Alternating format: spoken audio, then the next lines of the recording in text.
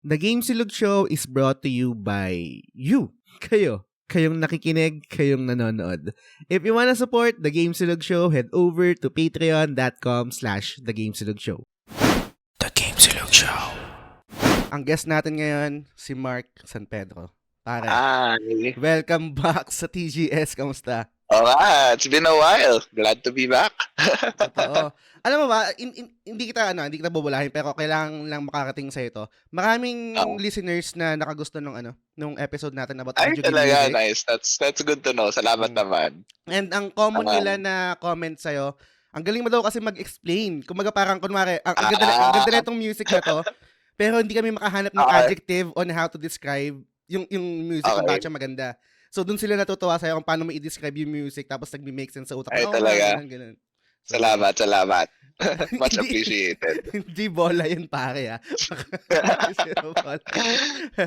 Yun, guys, ang magiging topic natin ngayon is all about indie games. More on appreciation netong genre or let's say yung mga games na minsan I can say na hindi natin nabibigang pansin kasi focus tayo sa AAA, sa photorealistic na graphics, mga ganyan. So, kasi to be honest with you guys, madaming mga indie games na talagang worth it. Super worth it ng pera natin and ng time natin. So, for this episode, bigyan natin sila ng spotlight. Pero bago yan, pare, bago tayo mag-deep dive sa mga indie games sa pag-uusapan natin, kamustahin muna kita, pare. Nakikita kita, tumatakbo-takbo ka ngayon, pero nakakapag-games pa rin. Kamusta yung time management and ano yung mga current games na nilalaro mo ngayon? So this year, ever since nag-start yung 2023, naging medyo mas busy ako in other aspects aside from gaming.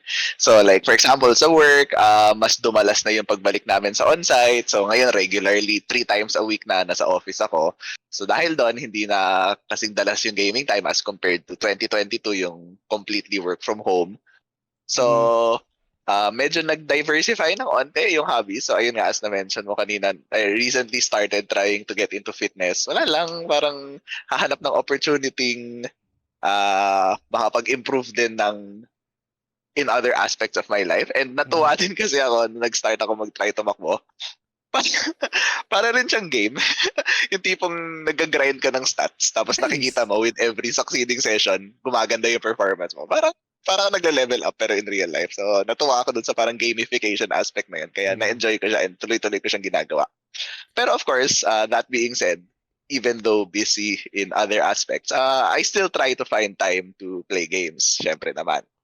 So, lalo na ngayon 2023, alam naman natin, sobrang daming bigating releases. Ang dami ko pang hindi nalalaro this year. Like yung mga Hogwarts Legacy, yung RE4, yung Forspoken, lahat yan hindi ko pa nalalaro. Pero of course, FF16 kailan natin laruin yan. So nung lumabas yung FF16, definitely made a lot of time for it and of course, na-enjoy yung every single moment.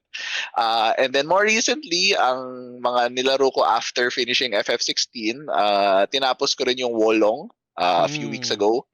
And then last week, nilaro ko yung Cuphead. So tinapos ko na rin yung Cuphead. And then... And na-platinum mo na, right? Na-platinum ka na. Nice, congrats. Thank you. Now, kung kita sa background, ayun yung susunod na lalaroin ko. Yes, very excited for Sea of Stars. And then try ko rin makaharap ng oras maybe for Armored Core 6. Tapos Lies of P coming out in a few weeks. So yun yung mga on the horizon. Sobrang dami. Tapos di pa yung titigil pagdating na October, November. Dami pa rin. Totoo. Struggle is real. Gusto ko din laruin yung Sea of Stars. Yun yung naka-next ko na, yun yung naka-line up ko na next game. Kaso tinatapos ko pa kasi yung Octopath Traveler 2. Ayun, yun. Isa pang gusto ko laruin. Naku po, kailangan mo laruin yun. Isa pang gusto ko laruin. Sobrang ganda nga daw ng Octopath 2. Yes. So, super. Tsaka, I mean, hindi to spoiler. Siguro baka minor spoiler lang. Parang, sige, okay lang. Super nag-enjoy lalo ako sa kanya kasi syempre, yung una pa lang mga siguro 10 hours, 20 hours, 30 hours, nag-enjoy ka dun sa mga job, tapos yung customization ng characters, etc. Tapos meron ako nakita na, though aware na rin naman ako dito, merong secret job na para makuha, Arms Master. Tapos yung para may iba't iba kasing way on how to acquire yung mga jobs nila or mga secret jobs or second job, etc. Etong Arms Master, ang mechanic niya, is kailangan mong kunin yung mga weapon, parang rusty weapons, tapos bibigay mo dun sa Ah, blacksmith, tapos gagamitin yung parang divine weapon. Tapos yun okay. yung divine weapon na yun, kaakibat ng mga skills ng job na yun. So Okay. ang nagandahan lang ako sa parang Oo, ang cool ng concept. super JRPG trope to na talagang nakakamiss ngayon na I Oo. mean, na lagi kasi ang hirap naman magbigay ng comparison 'no, pero siyempre hindi ko rin maiiwasan na super na-enjoy ko yung FF16, right? Super ganda Yes. Oo yung naman. mga boss fights dun, et cetera. Kaso dun kasi nagkulang yun sa akin for me, yung parang customization, yung Oo. mga JRPG tropes, yung mga ganyan. Wala Kaya kang masyadong build variety, 'no? yun At totoo. least sa weapons at least. Sa skills of Mm, course marami, pero sa mga equipment wala masyado. totoo. Kaya nung natapos ko si FF16 tapos ang naging next game ko is yung Octopath Traveler, totally different Yes. ball game. Iba yung iba yung approach niya. Pero, yun, after niyan, Sea of Stars, super excited rin. Tingnan natin kung talagang maganda siya. Pero super excited rin naman ako sa game na yan. Gusto ko lang mag-comment dun sa nabanggit mo, pare. Kasi, Mhm. yung pagpo-post mo ng pagtakbo, parang same Yes. siya nung parang same siya nung grupo natin yung PlayStation Trophy Oo nga. Hunters Philippines True, na true. Um, parang outsider lang ako, parang nakikita ko lang Okay. yung mga post, Okay, pero I see, I see. nakaka-inspire din siya in a way. Hindi ko sinasabi na magko-commit ako na gawin din yun, Pero habang nakikita ko kasi yung ginagawa mo, parang tumatakbo sa isip ko Uh-huh. na gumawa kaya ako ng gantong bagay or gantong activity para maka-gain ako ng gaming time. Yung parang Mm. maano ko yung gaming time ko, right? Kasi ngayon, Oo, puwede currently, rin. lagi lang tayong lalaro lang ako, pero parang ang sarap kasi nung feeling na meron kang gagawing something na para ma-rewardan mo yung sarili mo ng Yun gaming nga. time, parang ganyan. Oo, totoo din. Pero Parang siyempre yung ayoko na mag-commit. Di naman kailangan agad-agad. Hmm, Siyempre take it slow kung ano yung comfortable, hmm. tsaka kung ano yung basta na-e-enjoy mo siya, yun yung pinakaimportante. Kasi sa ngayon ang ginagawa ko lang is, okay, maghuhugas ako ng pinggan. Eto, 'pag naghugas ako ng pinggan, eto na yung Puwede makakapag-game na. puwede na. Puwede na ako Oo. maglaro, mga ganyang bagay. Pero anyway, so yun yung mga ganap natin sa buhay natin and, Yes. siguro mag-start na tayo dito sa episode natin about indie games, 'no? Umpisahan ko yung, discussion natin, pare, sa tanong Alright. na para sa'yo, ano ba yung indie game? Ano ba yung Kaya qualification ng indie game or ng indie mm, developer, pare? okey. I think for me, ang main thing na nagde-define ng isang indie game is yung studio. So usually ang main characteristic ng indie game is maliit yung studio. It can be anywhere from maybe 30 to 40 people to Mm, even as small as honestly one person. Meron akong mm, alam na a couple of indie games na straight up isang tao lang yung nag-develop. mm, Maybe we'll get a chance to talk about some of them later. Uh, pero yeah, that's one. And the other one is, I think, budget. So mm, hindi siya big budget type of game. And of course, yung publishers din, hindi siya high profile na publishers. So I think mm, in terms of the logistics behind the game, yun yung main characteristics. Parang sa indie films, hindi ka pack ng mm. mga high profile film studios. Parang uh, lahat nung whatever goes into the game, parang sariling kayod ng developers. Totoo, Yan. gets. Pero meron kasi ditong sige, bago ako magbigay ng POV ko, magbasa muna ako ng comment. Merong comment Sige, dito sige. si Kuya Ball, sabi niya, "Mind blown pa rin ako sa Kina Bridge of Spirits developed by Ember Mhm. Lab. It won both Yes. the Best Independent Game and Best Debut Indie Game sa The Game Awards last 2021. All I can say Mhm. is hindi siya halatang indie game. You'll get totally Agree. immersed and relaxed sa game na ito, and if Oo. you want, pwede rin siyang maging get good na game. I'm totally Mm. immersed into this game right now and inuunti-unti ko siyang laruin. Parang ayokong tapusin. Ember Lab, I got my eyes on you." Alam ko Tama. yung statement ni Kuya Balls dito, hindi naman siya parang negative, pero kumbaga hindi naman yun yung intention. Pero meron lang Ah, akong gustong i-capture doon na word na sige, hindi siya sige. halatang indie game. Na Okay, parang okay. and ang issue ko dito, and same din sa mga film, right, na before kasi pag yung let's say nanonood ka ng Cinemalaya tapos hindi mga kilala yung mga artista or parang hindi mga Yeah, mainstream, right? high profile na Hindi pangalan. high profile, Mhm. etc. Walang parang backer na malaking studio or and pera, etc. Ramdam mo talaga yung indie vibe, right? Pero Yeah. pero ngayon kasi lalo na sa mga film, right, kunwari yung dating called Tadhana, indie siya pero yung mga artista, mga high profile. Yung kumbaga parang na hindi ko alam, parang merong side ng sa akin na indie pa ba to? Na Oo. meron ng mga sikat na artista. And same din kay Kuya Balls sa comment niya na Kina Bridge of Spirits na talagang pag nakita mo naman, indie ba talaga to? Kasi parang indie eh. So anong thoughts mo doon, pare? Um, I think it just shows na, well, okay, in terms of yung hindi siya mukhang indie game, I guess kasi meron tayong sort of line na we draw between AAA arts, kasi this is regarding the art style more Oo. than anything in terms of what you see.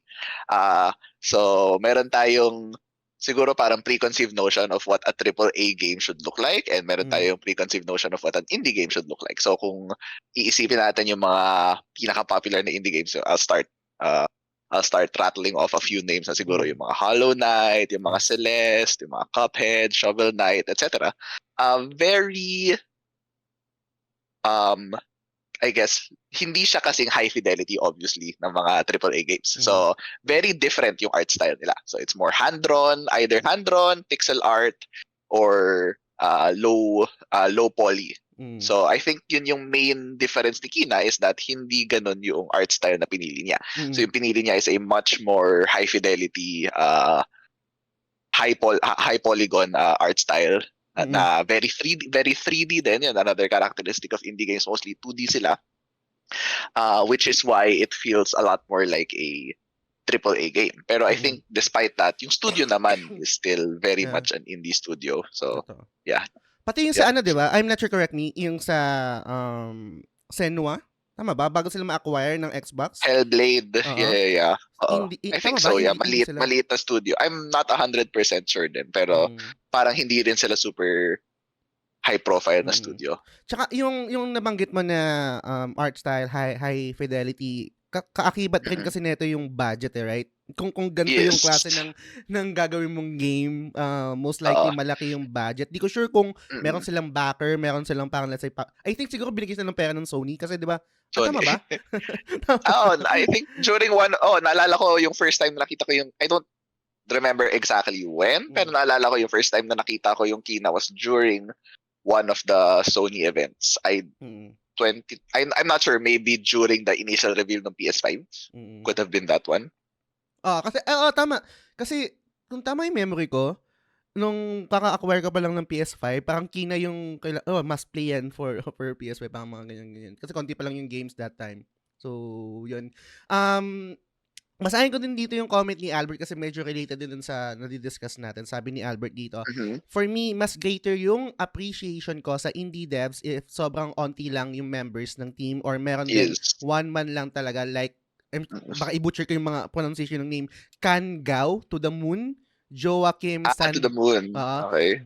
Joachim Sandberg ng Iconoclast, and Adam Yonis Insignia. Pag kasi solo indie ka, dami mong need gawin, programming, arts, music, etc. Salute talaga sa mga passionate na devs. Alam mong worth your money yung game pag binili mo. Shoutout din sa favorite kong publisher ng indie games, Devolver Digital. Also, Milk Song fucking win. Ay, nasot ni Mark. Please. Ang tagal na pare, no? I mean, sobrang tagal. Hindi ko alam ano nangyayari. Ano bang pulso mo sa sa Milk Song? Sa Milk Song. Milk Song talaga. Feel ko malapit na. I would like to believe na malapit na kasi nag-commit na sila na hindi naman natuloy, pero meron sila kasing yung first big news na nakuha natin after so long was actually during yung isang Xbox event. I think nagkaroon ng bagong trailer, may gameplay na and everything. And then I think this was June 2022. And then nagkaroon ng tweet na tinanong, or di ko malala if sa Twitter lang siya sinabi or sinabi siya during the event itself. Pero basically may sinabi na lahat ng pinakita during that Xbox showcase will be playable within 1 year from the date of the showcase. So syempre that includes Milk Song. Pero Ayan. So, lumipas yung 1 year, dumating yung June 2023, everybody dug up that post and says, asan na? Mm. Bakit wala pa rin? Pero feel ko naman, Team Cherry is hard at work at Mm. making the product, making sure na pulido siya, and of course, magsa-stand up siya doon sa bar na sinet noong original Hollow Knight, which is admittedly a very, very high bar, and Mm.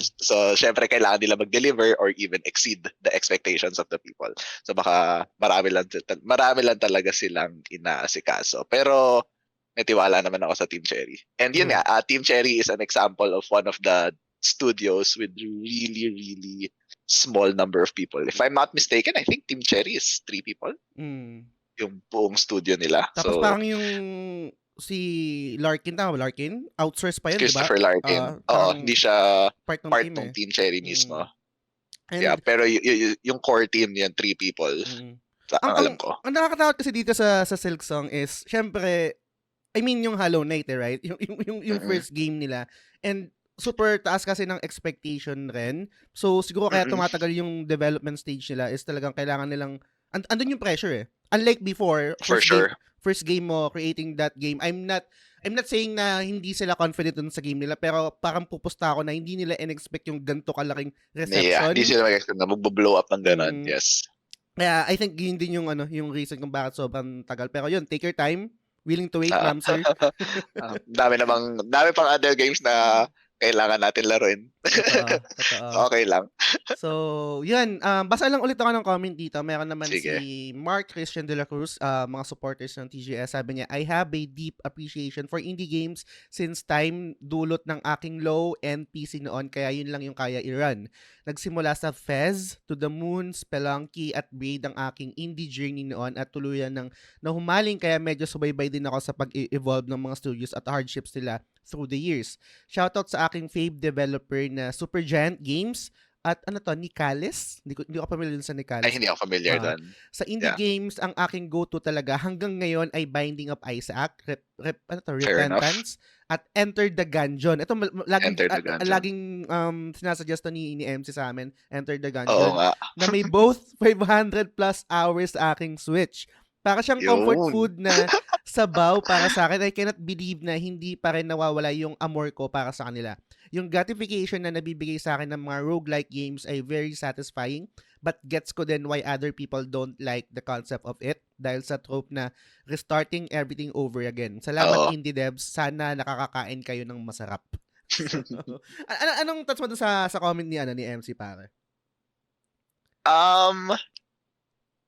I think it just goes to show na yung game does not need to be high budget for it to be an endlessly replayable experience for the right kinds of people. Kasi yun nga, like sabi niya, yung binding, pati yung Enter the Gungeon, kung nakapag-sink in ka ng 500 plus hours doon, and yung binayad mo doon was maybe what, $20, $30 at most. Parang sobrang grabe, sobrang sulit na nun. Baka sa Argentina pa binili ni MC yun, no? RIP Argentina. Pero Cup of Tea mo ba yung yung mga roguelike na I've played a bunch of roguelikes na rin naman. Di ko sabihin siya yung number one favorite type of indie game ko. Pero mahilig rin naman ako. Like, for example, yung Enter the Gungeon, matagal ko nang gusto laruin yan. Hindi ko pa nagagawa. Pero saka yung Binding of Isaac naman, hindi ko mapasok kasi alam ko sobrang maging time sink yan. And yun nga, I also know another friend of mine na super hilig din sa Binding of Isaac, and I think around that same level na rin yung playtime niya. At the very least, siguro 200 to 300 hours. So, madami na talaga. Yung di ba? Yung Hades, roguelike din yun. And then yung Dead Cells, right? Dead Cells roguelite din, yes. And yung maganda naman, I guess, sa roguelites is once na gets mo na siya, technically speaking, maikli lang yung game which I think also adds to the replayability of it all kasi super ikli lang ng mga runs. Totoo. Medyo nahihirapan lang ako doon. Kunwari kasi, before, nung pagkalabas ng Hades, ang ganda niya. Tapos, parang kaya ko bang i-platinum to? Natapos ko lang siya ng once. Hindi ko pa nalalaro Natapos ko lang siya ng isang beses, parang hindi ko na inulit. Pero anyway, super ganda niya. Supergiant Games. So, yun. I think meron din silang isang dinevelop na game, yung Nakalimutan ko yung may nagnanarrate. Nakalimutan ko. Bago pa yung... Player? Ano? Yung para bang Bastion. basketball? Bastion. Yan. Bastion, okay. Yan.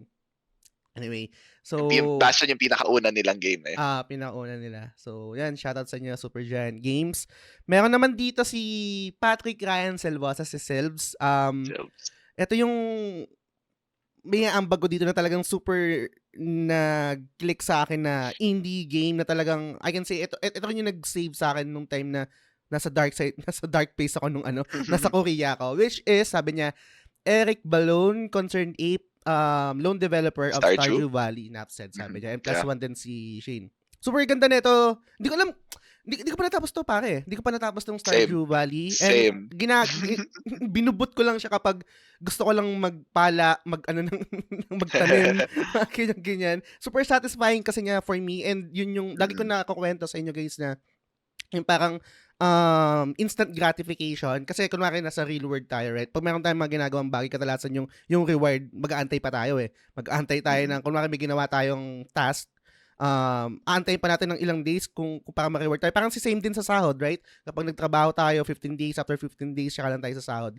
Ito kasi sa Stardew Valley, pag may ginawa ka, ang bilis ng reward eh. matutulog ka lang, tapos tutubo na yung halaman mo. Ang sarap ng feeling. So, ikaw ba parang anong thoughts mo dito sa Stardew Valley? Yung Stardew Valley, nasimulan ko na siya pero hindi ko pa super na-explore. Like, mayroon ako isang save file na nasa fall year 1 pa lang ako. So I haven't gotten really far into a lot of the mechanics. Kasi ang dami din, 'di ba? Ang daming iba-ibang klaseng contraptions na pwede i-craft. So and ang daming activities na pwede i-take part. May fishing, may mining, interacting with the people. Pero ang gusto ko sa Stardew Valley actually, at least based on what I can see, parang pag iniisip ko kung ano yung magiging roadmap ng game na to pag tinuloy ko, yung gusto ko sa kanya is that it can be as chill or as intense as you want it to be. So kung gusto mo talagang maging hardcore, mag-micromanage, mag-optimize nung lahat ng mga farming mo and everything, pwede mong gawin yon. Andun yung options to really make the most amount of money in the shortest amount of time. Pero if gusto mo lang mag-plant ng kung ano lang yung gusto mo i-plant without really thinking about ito ba yung best crop for this particular season. If gusto mo lang mangisda, gusto mo lang mag-mine, gusto mo lang makipag-usap doon sa mga tao, you can do that then. Kasi from what I can see, parang low stakes siya kasi wala siya ever like wala siyang anything truly missable. Kasi even if you mess up during a season, hindi mo na-plant yung proper na crop, kunyari, or hindi mo na-huli yung tamang isda, you can always just wait until the next cycle. Ito. So yun yung, parang low risk siya. So you can really play it however you want and just do whatever you want. And the other thing na gusto ko sa kanya is that napaka pick up and play niya. Yung tipong, let's say, you only have an hour or 30 minutes of time to play. Just boot up the game, play for a few in-game days, and then balikan mo na lang some other time. So parang very easy siya to start play for a bit, move on to something else, and then it will always be there pag gusto mo balikan. And madali naman sigurong maalala ano yung kailangan gawin. So yun yung nakikita kong appeal niya. And very relaxing, of course. Totoo, pati yung music kasi na-amaze lang din ako kapag may mga nakikita ako. Syempre, kunwari may mga streamers or let's say yung mga tropa ko, si Shane, pag nakita ko yung game niya, or let's say yung mga sikat na mga streamers, parang lumalabas din yung mga personality ng tao. Parang inisip ko, grabe naman to, napaka-OC naman nito. Yung mga... Yeah, actually, yun din yung another really fun aspect, I think, of Stardew Valley is pwede siya laro in co-op. So if meron kang group of friends, that's actually how I first played Stardew Valley. Meron din akong a few friends na in-invite ako na maglaro ng Stardew na co-op. So tinry din namin for a while. Hindi pa rin kami masyado nakakalayo. Pero silang tatlo kami, silang dalawa, matagal na nilang nilaro yung Stardew Valley prior to the co-op session. So alam na nila yung flow ng game. So ako, first time ko pa lang siya lalaroin nung co-op session namin. So parang natututo ako sa mga ginagawa nila. Natututo ako ng mga best strats and paano ko i-incorporate yung mga ginagawa nila doon sa other file ko na yung solo file ko. So masayang experience din siya. And yun nga, parang depende sa personalities ng mga kaibigan mo, different things different things can happen. Pwede kayong mag-vibe, pwede kayong mag-away-away, but it's always gonna be a fun time. Di ko kasi maiwasan na pag kinukumpara ko yung sarili ko dun sa ibang tao, yung sa akin parang makikita mo na, burara tong tao na to. Kasi hindi, sobrang chulo. yung ibang tao, color coordinated pa yung mga chest nila. Dito yung mga ganito, dito yung mga ganito. Galing lang. Kung saan na lang mailagay yung halaman, no? Sige, pwede na dyan. Kung saan na ilagay yung animal, sige, dyan ka na. Nakakatawa. Pero Mark, hindi ko natanong sa'yo kanina. Maalala mo pa ba kung kailan ka naging cognizant na indie game to? And kung oo, ano yung game na yun? Yung unang Ayan. Actually, yes. Nice. Isa yan sa mga chinek ko kanina. I think, 2 games yung sasabihin kong talagang naging focal point in terms of, or talagang naging gateway in terms of me getting into indie games. So ako yung first indie game, I think na talagang nag-sync ako ng maraming oras and na-enjoy ko talaga. Pero hindi ko pa talagang iniisip na may line between like AAA and indie games. Pero na-enjoy ko siya for what it is the original Rogue Legacy. Oh, nice. I don't know if you're familiar with that one. Okay, yeah. So yan, this is a roguelite. And na-enjoy ko siya. Nilaro ko to sa Vita noong free siya sa PS Plus, I think. I think that was the reason bakit ko siya sinimulan. And nilalaro ko siya sa college. So pag free time, nag-Vita ako. Yun yung isa sa mga games ko at the time. And na-enjoy ko siya dahil sobrang interesting ng mga mechanics ng kada character. Ang dami, di ba, every time na namamatay ka, yung gimmick niya is that when your character dies, yung susunod mong run is going to be a descendant of that character. So parang yung lineage mo nung kingdom or nung noble knights or whatever. Nag-expand lang ng nag-expand. And sobrang interesting lagi nung mechanics ng mga kada character. Like naalala ko meron trait na nearsighted. Na kapag nearsighted ka, yung malinaw lang yung nasa malapit na vicinity mo, yung malayong parts ng screen blurry. Merong farsighted, baliktad. Merong colorblind, black and white yung game. Tapos yung meron pang isa na alala ko, vertigo. Pag may vertigo yung character, baliktad yung screen. Ang daming tapos meron giant, merong maliit. So merong areas na kailangan dwarf ka para ma-access. Merong areas, I think, I'm not sure kung merong areas na kailangan giant ka para ma-access and so on and so forth. Sobrang dami niyang interesting mechanics. I was like, ang napaka-creative naman netong game na to. And na-enjoy ko siya. Sobrang hirap din nun i-platinum. Na-platinum mo ba siya? Yeah, nice. it took a really long time para na-platinum ko yung original Rogue Legacy. And yung 2 actually is one of the other games na gusto ko laruin sometime soon. Naka-download na siya dun sa PS5 ko pero hindi ko pa nasisimulan. And the other one, I think, will have to be Super Meat Boy. So, yung Super Meat Boy, hindi ko na masyadong pag-uusapan yung Platinum Journey, pero yung gusto ko lang i-focus was nung nagsimula ako ng Super Meat Boy. Kasi it was around the same time, I think, 2015-ish, nung nalaro ko yung Super Meat Boy. Same reason, kasi naging free siya sa PS Plus, tapos sa Vita ko rin siya sinimulan. And I think, na-appreciate ko talaga yung Super Meat Boy because around the same time na nilalaro ko siya, nagkaroon kami ng isang class sa college na game design. Nice. So, sakto yun. Nung nilalaro ko yung game, meron kaming class on game design. And very interesting yung way that class explained like what goes into making a game. And parang dun ko talaga na-start ma-appreciate ano yung amount of thought and care na nilalagay ng mga developers into crafting a good player experience. And hindi siya madali and it takes a lot of effort. It takes a lot of understanding of player tendencies. And I think this is something na indie devs do a lot, parang put a lot more thought into as compared to AAA devs. Kasi sa indie devs talagang napaka-handcrafted noong player experience and napaka-ibang-iba from one game to another. So it definitely requires a lot of thought. And naalala ko doon, yung class na yon. First session ng class namin, merong pinanood na video sa amin yung prof namin. It was sa YouTube, pwede nyo hanapin. I think the channel's name was Igor Raptor. And then meron siyang video na dinisect niya yung game design noong tutorial level ng original Mega Man X. And nung napanood ko yun, like, oh my God, di ako makapaniwala na Mhm. sa isang napakaikling level, ang daming thought that went into teaching the player the mechanics without ever actually having to utter a single word. How taking X from the starting screen all the way to the boss fight teaches you so many things na Mhm. hindi mo nga nalalamang natututunan mo na pala. Pero because of the way that the tutorial level was crafted, ang dami niyang nagagawang ganun. So if curious kayo, search nyo na lang sa YouTube, Ego Raptor Mega Man X. I think Mhm. Sequelitis yung pangalan ng mini-series niya. So Mhm. very, very fun video to watch if interested kayo in that sort of thing. Nakaka So yun, I think I naka would have naka to give it to those two games. nakakamiss yung mga gano'ng games 'no, na parang kadalasan kasi ngayon sa mga AAA talagang alam mo 'yun, yung parang hindi Napaka-handholdy. oo, yung kumbaga parang hindi inaano yung agency parang inaalis sa'yo para matutunan Uh, ka.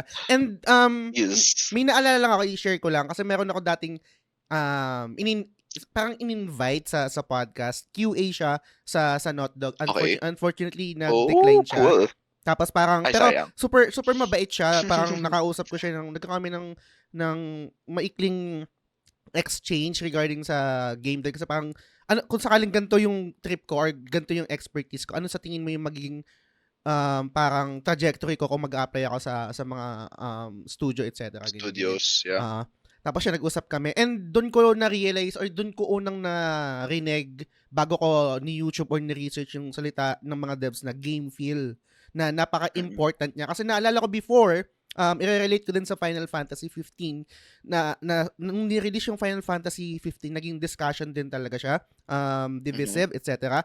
And then, Yes. yun din yung kasagsagan na unang lumabas yung trailer ng Lost Soul Aside. Kung familiar Okay. ka dun sa game na Oo. yan. Yep.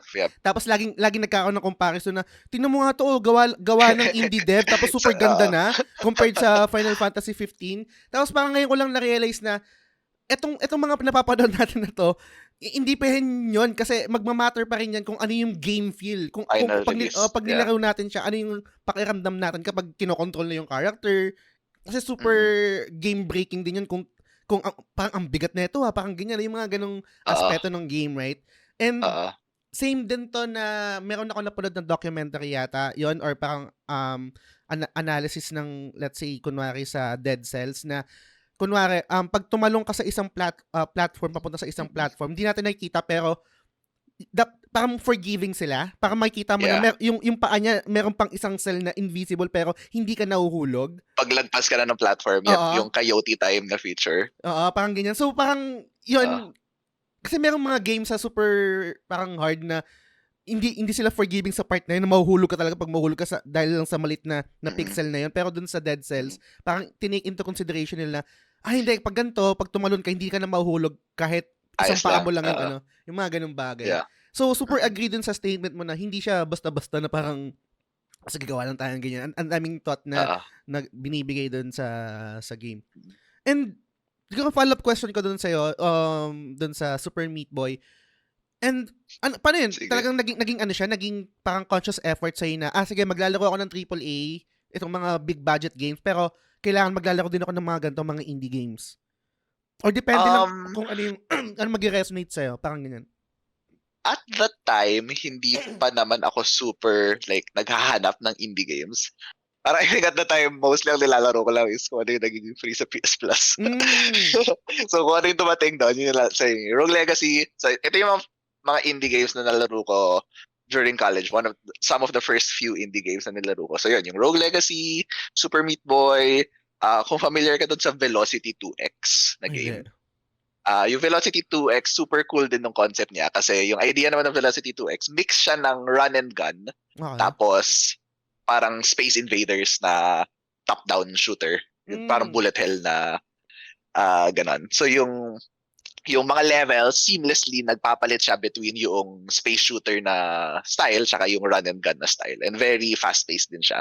Tapos maraming teleport na nagaganap. Medyo mahirap din siya. Tapos so Super Meat Boy, Rogue Legacy, Velocity 2X, and Hotline Miami. Ayun, so those were some of the first few indie games na nilaro ko. And lahat yun nilaro ko kasi free sila sa Vita. Pero recently, mas nagko-conscious effort ako to really seek out indie games, and napakaganda naman din kasi talaga ng mga upcoming releases. Like Mm. naalala ko nga I think around nung PS3 era pa 'to, ah, like talaga nagsisimula pa lang ako dun sa parang modern gaming, Mm. like talagang really getting into it. I remember seeing Guacamelee, and Okay. nung bata pa ako neto around what, maybe 13, 14, parang hindi ko makita yung appeal ng Mm. Guacamelee at the time. Like hindi ko gets yung concept ng 2D platformer na Metroidvania. Mm. So parang tinitingnan ko lang siya. Parang di ako na-entice na laruin just from what I can see dun sa screenshots and in terms of yung graphical art style niya. Mm. Kasi ang mga katabi niyang games, yung mga Uncharted, Infamous, Assassin's Creed. So parang ito yung mga gusto ko laruin kasi kaya nga ako bumili ng PS3 kasi ganito yung mga games na gusto ko laruin. Pero ngayon, mas lalo ko nang na-appreciate yung Guacamelee, and nilaro ko na yung Guacamelee I think 2021. Yeah, it took Mm. that long for me to play Guacamelee. Pero nung nilaro ko siya, yun, super, super enjoy. Really fun action platformer, and very, very fun level design, very fun art style, and maganda rin yung challenge niya. Pati yung 2, maganda rin. May question ako sa'yo dyan, Mark, pero basahin ko muna yung comment Sige. dito ni DJ Silva, supporter ka ng TGS. Sabi niya, Alright. malaking pasasalamat sa Annapurna, Supergiant Games, Mhm. and Team Yeah. Cherry, kundi dahil sa games sila, hindi ko ma-appreciate ang indie games. Favorite games ko from them or What Remains of Edith Finch Edith ba to? Finch. Okay. Yeah, Hades, Edith Finch. Hollow Knight, the best tong games na to, even on low-end computers. Hopefully, a lot of players will experience indie games kasi puro realistic graphics na lang binibase Yes. if maganda ba ang game this gen which is wrong. So, ang question ko sa'yo, Yep. kasi nabanggit mo kanina, hindi nag-resonate sa'yo yung gano'n, yung 2D, etc. Uh, Ano yung sa tingin mo uh, naging catalyst na hindi dapat basehan to Hindi porke ganito yung graphics nila, ganito yung art style, hindi na sila quote-unquote maganda na game. Kasi I think mga siguro, kabataan ngayon, yeah. ganun Oo nga. Mm. Parang very judge a book by its cover yung ganong klaseng mentality. Kung ano yung nakita mo, automatic, isipin mo, ay, parang ayoko na laruin based on what I can see. Mm. Pero hindi mo pa talaga siya nasusubukang laruin. I guess, in a way, pwede ko rin sabihin, yung sa Rogue Legacy nga rin, yung nung nilaro ko yun, ay, ang ganda pala ng mechanics na ito. Kahit napaka-cartoonish ng art style, very old school, I would say. I guess, parang pag tinignan mo siya, like, sa isang screenshot or sa isang gameplay video, isipin mo, para siyang PS1, PS2 game, maybe PSP at most. Hindi mo siya iisiping something that you would be looking forward to sa next gen. And I get that comment a lot din. Pag tinatanong ako ng other people, like ano yung mga nilalaro ko sa PS5, tapos pag sinasabi ko yung mga types of games na gusto ko laruin, yung mga pixel art, yung mga hand-drawn, parang, bakit ganyan yung mga nilalaro mo? Tapos parang hindi naman siya, or parang, I guess, iniisip ng mga ibang tao, hindi nila na-utilize fully yung capabilities ng hardware, which I guess is true din naman, pero there's a time and place for everything. And yun, I guess yung time na realize ko na yung mechanics are a very, very important aspect of the games, not just what it looks like. And I guess at the same time, natutunan ko din yun, not necessarily from indie games, pero sa Soul series din, na parang gameplay is king nga, di ba? So, nag-transition na rin yan sa nag-bleed into indie games na rin. So I think nun ko na-appreciate na talagang if the gameplay is fun, worth it siya. And na-appreciate ko na rin na not every art style has to look the same. Sometimes kasi, and actually a lot of the time, these art styles are chosen intentionally naman. So hindi naman nila ginagawa, okay, magpipixel art ako kasi ito lang yung kaya ko. Or mag-hand-drawn ako kasi ito lang yung kaya ko. More often than not, nag-hand-drawn sila or nagpipixel art sila kasi yun specifically yung gusto nilang gawin. For example, dun sa Cuphead, they specifically chose the 1920s, 1930s cartoon style of animation, and it worked out really well. So parang na-appreciate ko rin na different kinds of art styles have their own unique appeals, and hindi kailangang lahat magmukhang AAA game. And I think the gaming landscape is all the better for it. Totoo. Nabanggit mo, Mark, yung gameplay is king, no? And to be honest, nag-agree ako dyan kasi ngayon as a gamer, no? Before kasi, super mas mabigat sa akin yung mas minavalue ko yung story. Parang kahit hindi okay yung gameplay, na matatapos ko yung game. Pero ngayon kasi parang mas natatapos ko yung game basta maganda yung gameplay kahit hindi masyadong okay yung story. Pero iba-iba naman siya. Conforme Oo rin nga. sa game, right? Kasi Yes. pwede namang maganda rin yung story, maganda rin yung gameplay. Pero for Oo. you, in general, ano ba yung mas nagmamatter sa'yo? Ano ba yung mas may bigat? Honestly, ang hirap. Ang hirap pumili. Mm. Kasi yun nga, as you said, ang daming games na hindi naman full on sa gameplay pero talagang nag-excel sa story, and Mm. vice versa, meron ring mga games na hindi naman masyadong pinaprioritize yung story pero nag-excel sa gameplay. I guess if I had to choose one, Mm. baka gameplay pa rin. Pero sobrang liit lang nung lamang ni gameplay. Kasi in terms of if a game has a really, really good story, kahit na, kasi karamihan ng mga indie games na story-focused, wala halos gameplay eh. Parang walking simulator lang sila. So I don't want to take anything away from those kinds of games. Kasi for example, yung mga Life is Strange, o kaya yung mga Telltale games, super, super na-appreciate pa rin naman natin sila. Pero I think, if I had to choose one lang, I think pipiliin ko pa rin yung gameplay. Just because, I mean, yun yung pinaka-defining factor ng games in general is that they are interactive. Kung story lang, I can get the same thing from a movie. Once again, only if wala na talagang other option. Pero, kaya super salute sa mga games sa maganda yung story, maganda pa yung gameplay eh. Kumbaga parang pareho eh. May comment lang dito si Ray Anthony Rivera, same din sa sinabi mo. Si Cuphead talaga yung nagustuhan kong indie game, unique yung graphics, parang nasa lumang cartoons ka talaga. Tapos challenging din yung game, enjoy ako pati anak ko. Super agree, though hindi ako kasi paano ba explain to na hindi mababash? Hindi rin kasi ako fan ng old cartoons, hindi ako fan ng Looney Tunes, hindi ako ganun ka-fan. okay lang naman yun. Kumbaga parang kaya ako naging fan ng anime kasi nakita ko yung separation nila. Eto, parang hindi ako more on cartoons, more on anime. Pero etong Cuphead, totally na-enjoy ko siya. Ang sarap niya sa mata. And then yung gameplay rin kasi. And ito yung, I think, for me personally, ito yung proudest platinum ko. Nagkaroon pa ako ng blister sa kamay. Sa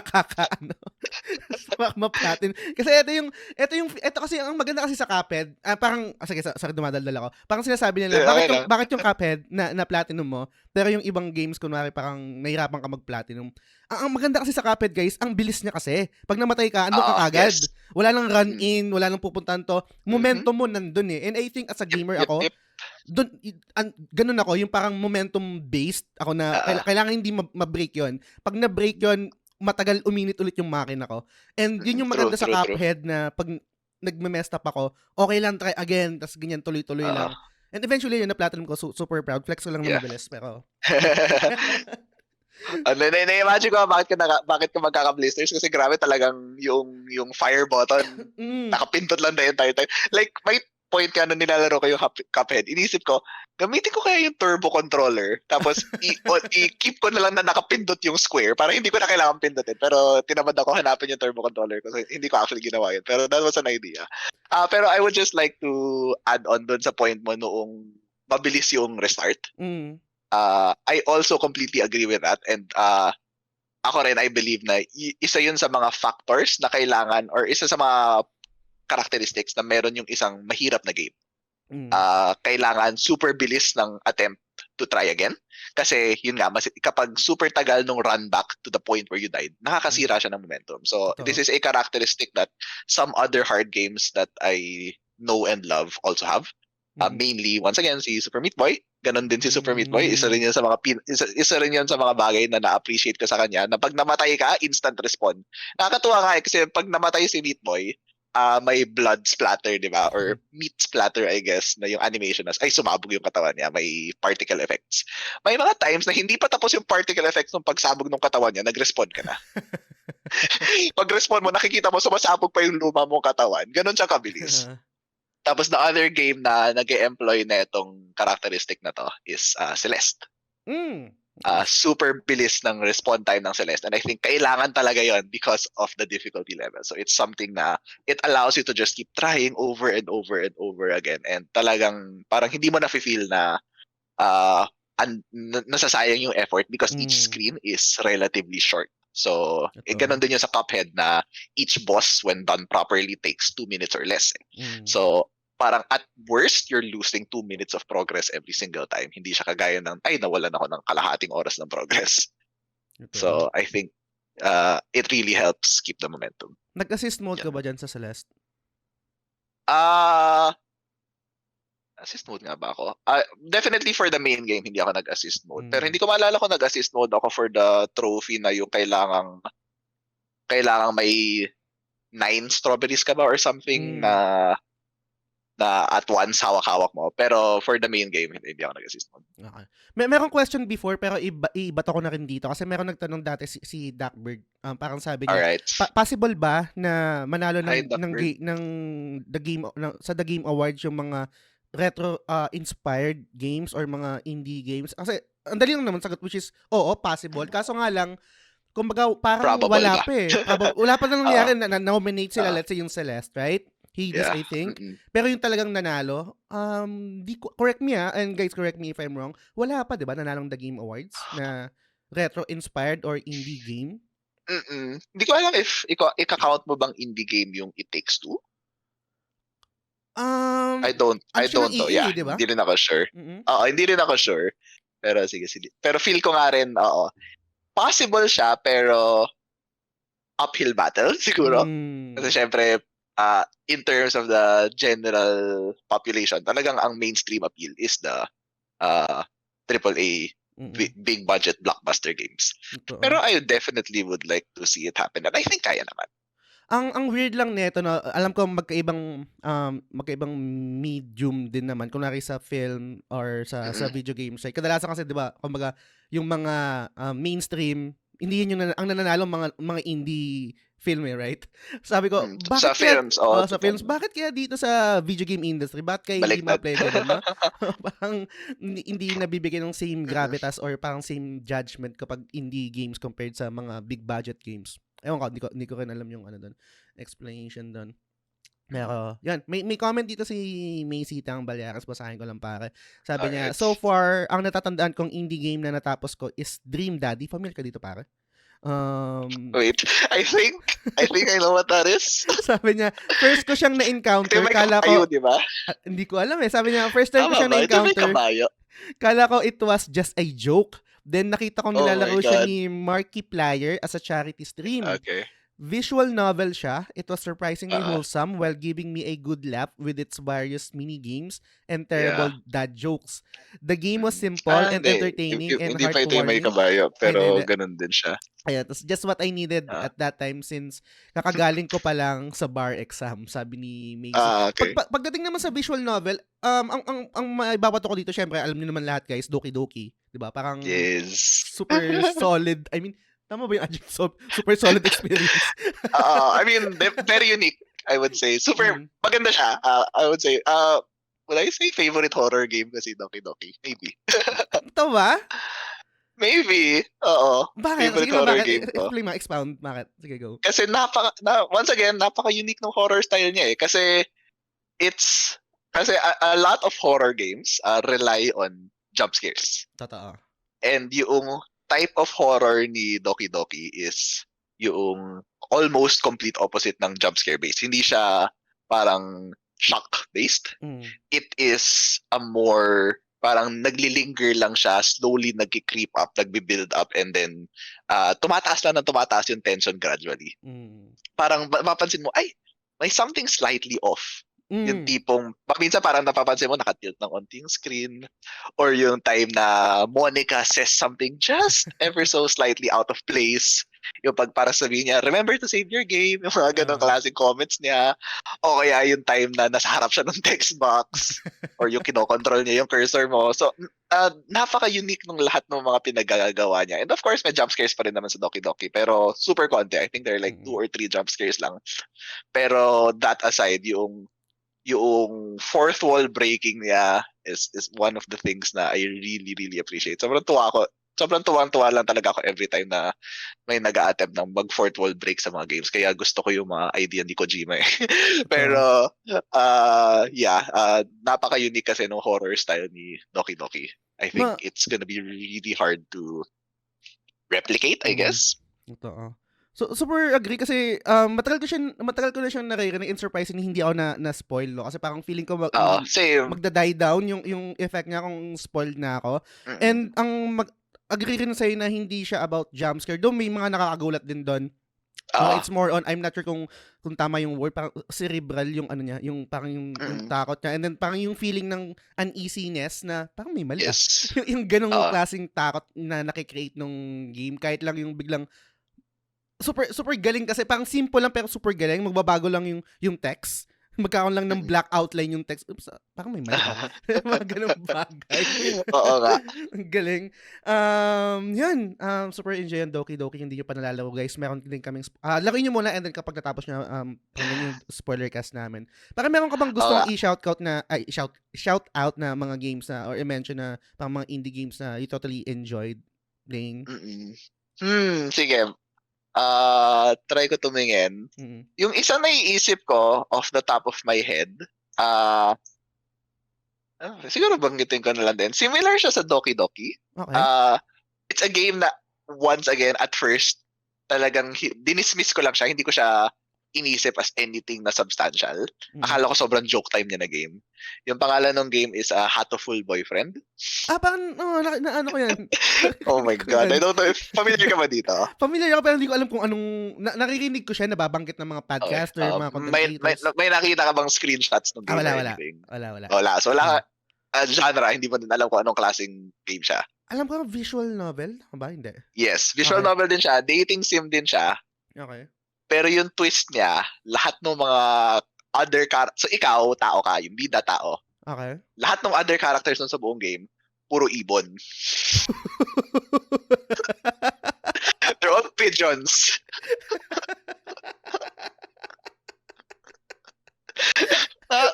So, sobrang out there nung concept niya. Pero, so super quick lang din yung game. I think the game is like 1 hour, 2 hours maybe per run. And then, maraming iba-ibang pwedeng i-target na characters. Like, kung sino yung gusto mo i-romance. There are like 5 or 6 maybe. I-romance na kalapate? Oo. Yung romance mo yung mga ibon. lang. Ano yung paano magiging distinct yung kalapate? May iba't ibang design ng kalapate? may kalapati pa kaya tang Pilipino dun eh. Okay.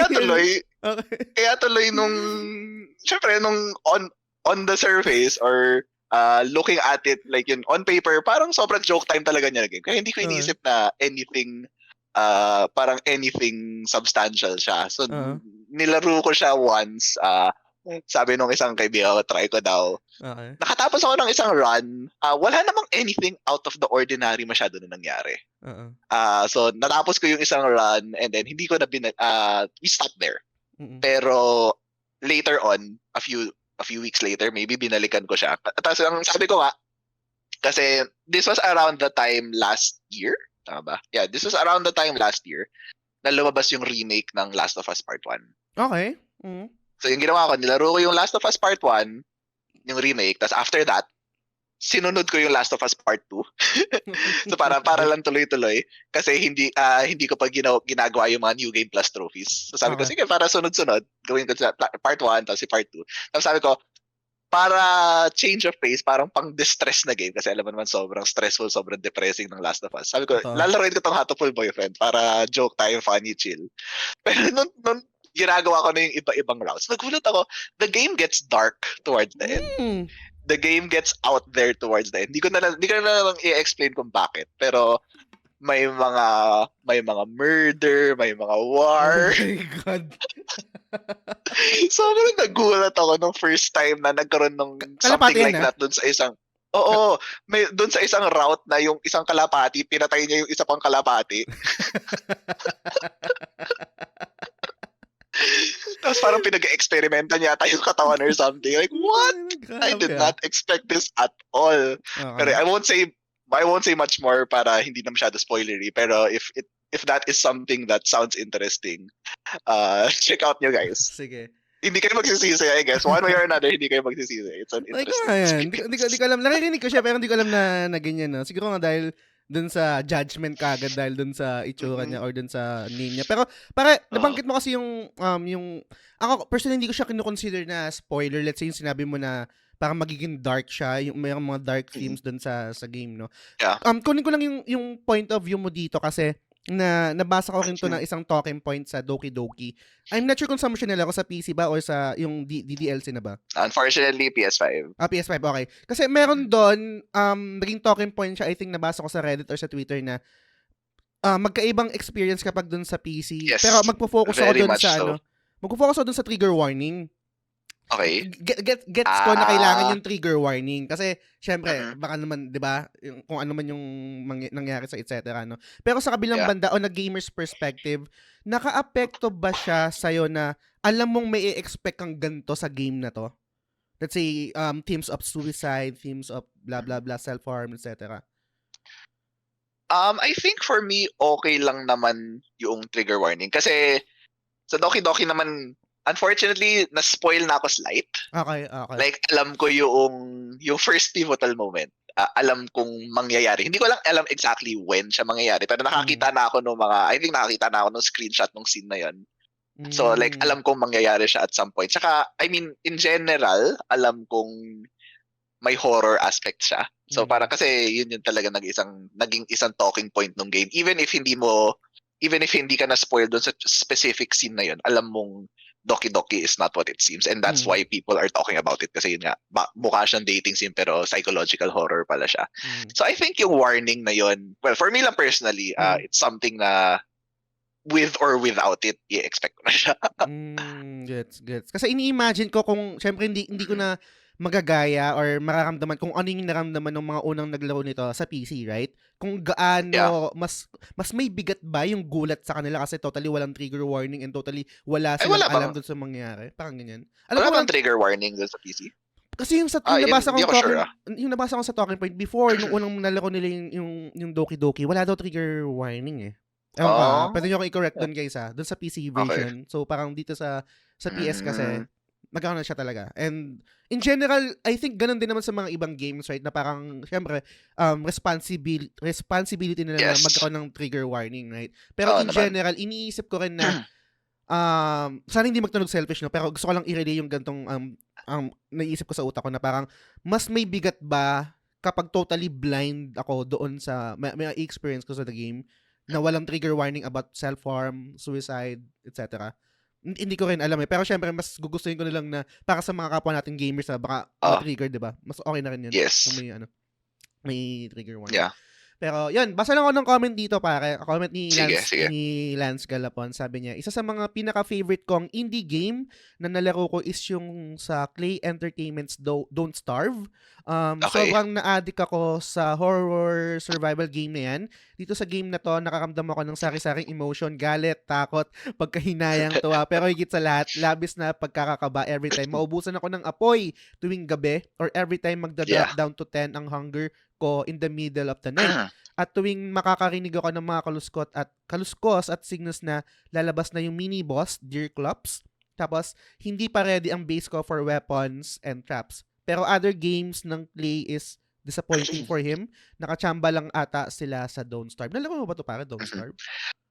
Hindi ko siya nalaro personally, pero marami akong friends na naglalaro niyan. Kasi well, I guess one thing about me, yan yung isa sa mga genres na I guess hindi ako super fan of, mga survival masyado.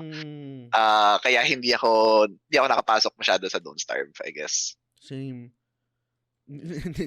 I think na-try ko to before pero hindi talaga nag-click sa akin. Pero gets ko kung bakit nag-click sa ibang tao. Yeah. Personally, hindi lang talaga siya. Mag-click, I think, factor din if you have friends to play it with. I think malaking bagay yan. Kasi alam ko, very enjoyable siya as a co-op experience. Parang ito rin yata yung reason kung bakit sinubukan ko yung isang game. Nag-play din siya sa PS Plus pero hindi ako nag-grab yung parang Tribes of Midgard ba yun or something? Tribes of Midgard. Diba, yan, nilaro ko din yan. Ang napansin ko lang, masaya siya for the first few runs pero once natapos mo na siya once, very repetitive siya, I Mm. think. Kasi it's literally yung ginagawa mo every single run is the exact same thing. Yung bosses, yung tatlong boss na kinakalaban mo, hindi siya nagbabago every single between runs. So every single run, it's always the same fight. So for me, it got repetitive really quickly. Wala siyang Okay. variety kasi. So, yun.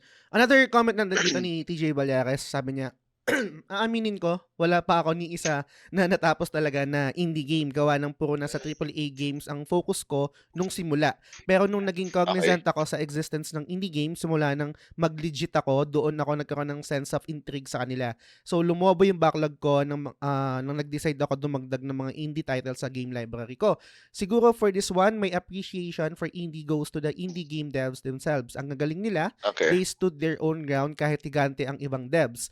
Hats off sa True. mga devs like Supergiant Games, Sabotage, Devolver Digital, Team Cherry, to name a few. Silksong ano na. I'm sure may nakakalimutan ako pero hats off sa mga devs na to na napakatapang at headstrong. PS currently playing Sea of Stars. Ang ganda pang AAA na Yun. ang experience. May Excited question ako na. dito, no? Yeah. Yung parang same lang din dun sa statement ni Kuya Balls. Gets ko na, and then dito kay TJ, gets ko na parang walang malis to, no? Pero yung parang term na pang AAA na ang experience, parang, paano ba to? Paano ba i-articulate to? Na, so pag hindi AAA yung experience ng indie game, or parang hindi ba siya okay? Or parang bakit laging kailangan i-reach yung quote-unquote AAA experience kung maganda naman yung indie game as it is, kahit hindi AAA experience. Kasi parang sorry, go. Okay, sige. I guess yung yung input ko dyan would be I think similar din sa na-mention ko kanina, meron na tayong preconceived notion of ano yung i-expect natin from a AAA game. I guess parang similar siya to what you would expect from a blockbuster type of a movie, or yung mga Marvel movies, yung mga Mission Impossible, yung mga ganyan. Parang very yung scale niya, yung scale ng game, malaki. Parang ang laki ng world na pwede mong i-explore, ang dami mong pwede gawin. Of course, in terms of graphical fidelity, parang lagi kang mapapawaw. Parang at every corner, uy, ang ganda, uy, ang ganda. Pero compared sa indie games na parang mas compressed yung experience. Very, hindi ka man mapapamangha every 5 minutes. Parang, pag nilaro mo siya, hindi mo na napapansin, pero sobrang immersed mo na. Kahit na hindi ka napapawaw. Parang, kunyari, sa Hollow Knight, nag-explore ka lang ng green path, nung fungal waste, nung Mantis Village, etc., etc. Or, habang nag-explore ka, hindi mo naman masyadong iniisip yung every new screen na nakikita mo. Parang, uy, ang napakaganda naman nito. Pero once, let's say, nakatapos ka ng isang chunk ng game, tapos you look back on what happened, parang, ang ganda pala nung na-experience kong moment. Napaka-immersed ko doon sa moment na yun. And I think that's a thing na sets indie games apart. So even if hindi sila necessarily mind-blowing in the moment, when you look back, parang, ay, ang galing pala nung nagawa ng devs na to. So I think yun yung main difference nila. Yeah. May follow-up question ako dyan, Mark, kasi, di ba, yun nga sinasabi mo, meron tayong preconceived notion dito sa mga indie games and AAA games. Meron tayong certain expectations sa kanila, etc.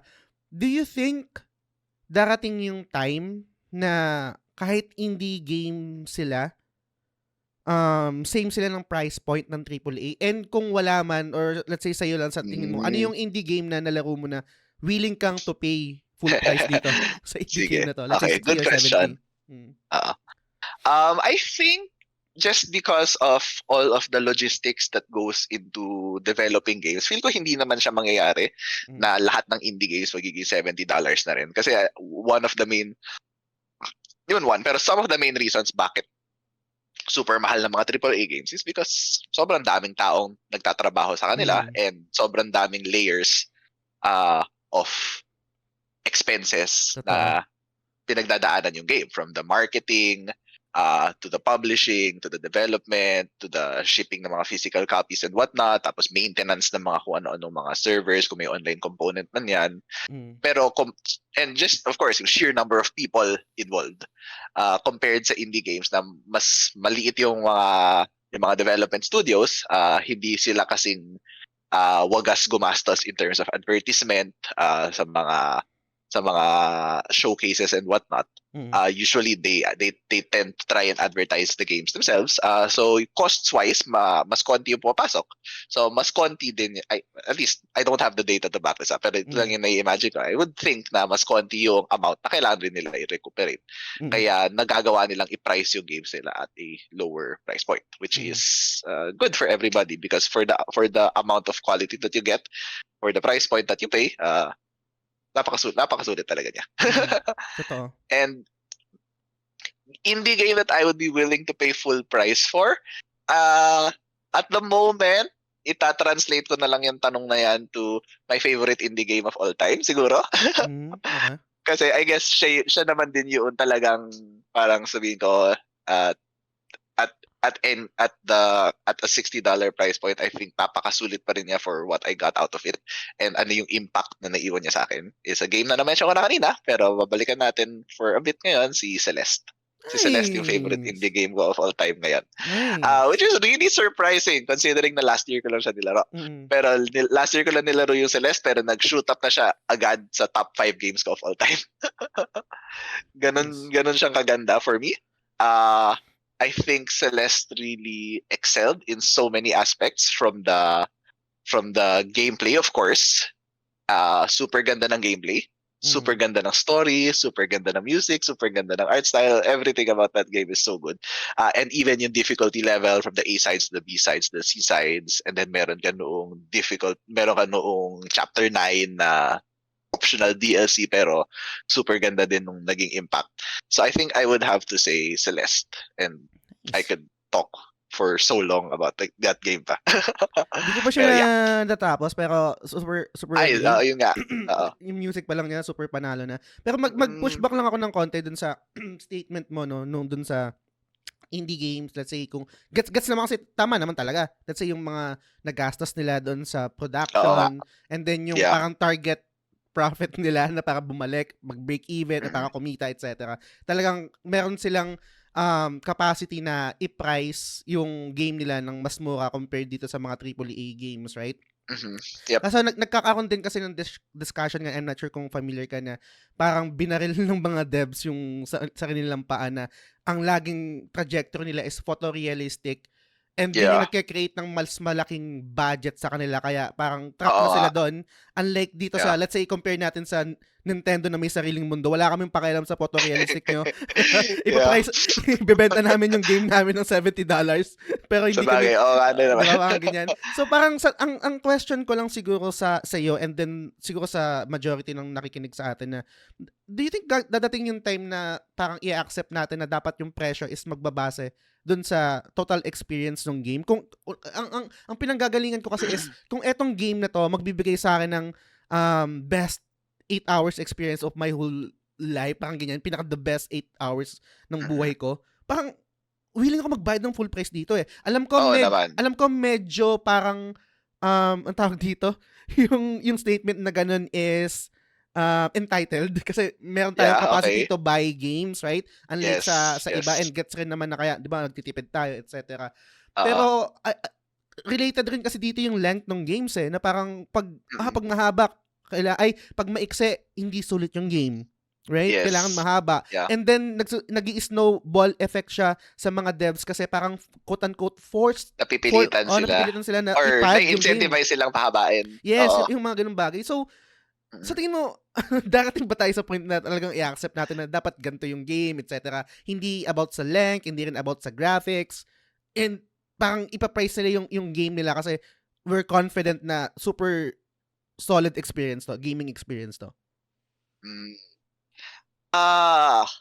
Ako personally, if that happens, okay lang sa akin. Kasi yun nga, as long as I know that it will be a quality. Kasi same din ako na hindi naman ako naghahanap, hindi ako quantity yung pinagbabasehan ko ng kung sulit ba yung binayad ko for something. Mm. I am more of a quality-based person, and I think na alala mo nga rin naman yung kinoment ko a few Mm. days ago doon sa isang post mo na as somebody na marami ring other ganap sa buhay, aside, and hindi naman talaga nakakapag-dedicate ng ng majority ng oras sa gaming, mas na-appreciate ko yung mga shorter experience pero napaka-substantial for what they can Yes. deliver in that short amount of time. Kaya sa akin, if mangyari man yun, I think okay lang naman. Mm. Pero at the same time, realistically, I think from what I can see, more and more indie games seem to be going down the part of a subscription route. Parang si Sea of Stars. Ito, si Sea of Stars. Yes. Free on day one with PS Plus. Si Stray, ganun din yung nangyari sa kanya. Mm. Yung Moving Out 2, I think kaka-release lang din nun, free sa PS Plus. So, I think this is going to be a trend going forward. I don't know lang kung this is something na beneficial for the developers in the long run. Mm. Pero, realistically, I think mukhang nagiging subscription-based talaga ang prevalent model in terms of delivering games to people. And for me naman, I think the subscriptions are worth it naman. Like, tinitingnan ko kanina yung catalog ng PS Plus. Sabi na, ang dami kong gusto laruin dito. And parang wala akong oras. Pero at the same time, yun nga, if an indie game is really good, willing naman akong bilhin siya kahit na nalaro ko na later on if magkaroon man siya ng physical release. Like, for example, ito. Ano Sakto, yan? andito siya. Yung Celeste. Oh, nice! Nag-release ng deluxe edition yung Celeste. So, bumili ako ng physical copy kahit natapos ko na siya. Kasi, for one, it's showing support to the developers, and two, maganda yung contents niya inside. Meron siyang parang art book na may mga motivational quotes na napaka on brand for Celeste. And so, na-appreciate ko naman yung deluxe edition niya. Meron ako ditong follow-up. Sorry to cut you off. Meron ako dito parang, paano ko ba explain to? Parang weird conundrum sa akin na, sana ma-articulate na maayos, na kapag yung game is nirelease nila sa subscription, ako as a player, may chance na hindi ko siya tapusin compared kapag binili ko siya ng a la carte. Siyempre, iba pa rin kapag talagang solid experience yung games, right? Let's say, kumari yung Stray, nilaro ko siya, nag-subscribe ako, nalaro ko siya doon. Pero eto sa Sea of Stars, parang, dahil expired na yung subscription ko. Parang mas pipiliin ko ngayon na bilhin siya ng a la carte. On its own, yes. On its own. Gets ko yung value ng subscription kasi marami kang choices. And parang same rin naman siya nangyayari sa Netflix na nakasubscribe ako. Yes. Pili lang naman yung napapanood ko dun. Hindi ko naman lahat napapanood. And gets ko rin naman na kunwari ako personally, ako parang nangyayari sa akin sa Netflix is binabayaran ko na lang yung peace of mind. Yung peace of mind na kapag meron akong time gusto kong manood, readily available siya sa akin, magbabrowse lang ako, meron lang mapapanood. Pero sa kabilang banda, meron din vibe na hindi siya applicable sa Sea of Stars kasi ang ganda ng reviews. Hindi rin siya applicable sa Stray kasi ang ganda ng reviews. Merong vibe rin sa akin na kapag naging available siya sa PS Plus or sa Game Pass, quote-unquote, hindi confident yung developer na nabebenta sila. Kaya ginawa nilang available sa subscription service. Siguro, ang best example dito, I'm not sure correct nyo, Outriders. Parang naging free siya sa Game Pass, right? And hindi siya ganun ka-critical acclaim. Hindi rin siya masyadong bumenta. Pero naging parang first day available siya sa Game Pass. Pero syempre, merong mga rebat na Hi-Fi Rush. Maganda naman yung Hi-Fi Rush, right? Yes. Yung mga ganyan. So, merong ibang mga games na, kumbaga, parang hindi lahat automatic magiging maganda siya. Pero meron din mga games na parang feeling ko kapag nilagay ng developer sa Game Pass, hindi sila ganun ka-confident na bebenta sila. Anong thoughts mo doon, pare?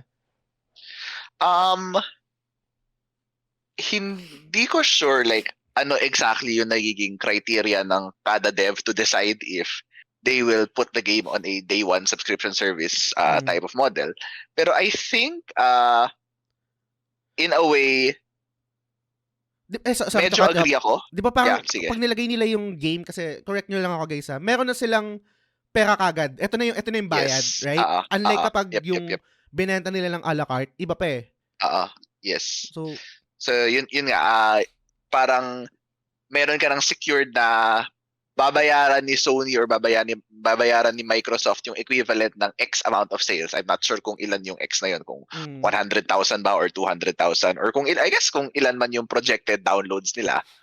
They will pay that money upfront, and then in exchange ilalagay nila sa subscription service yung game. So I guess in a way for the devs para siyang double-edged sword.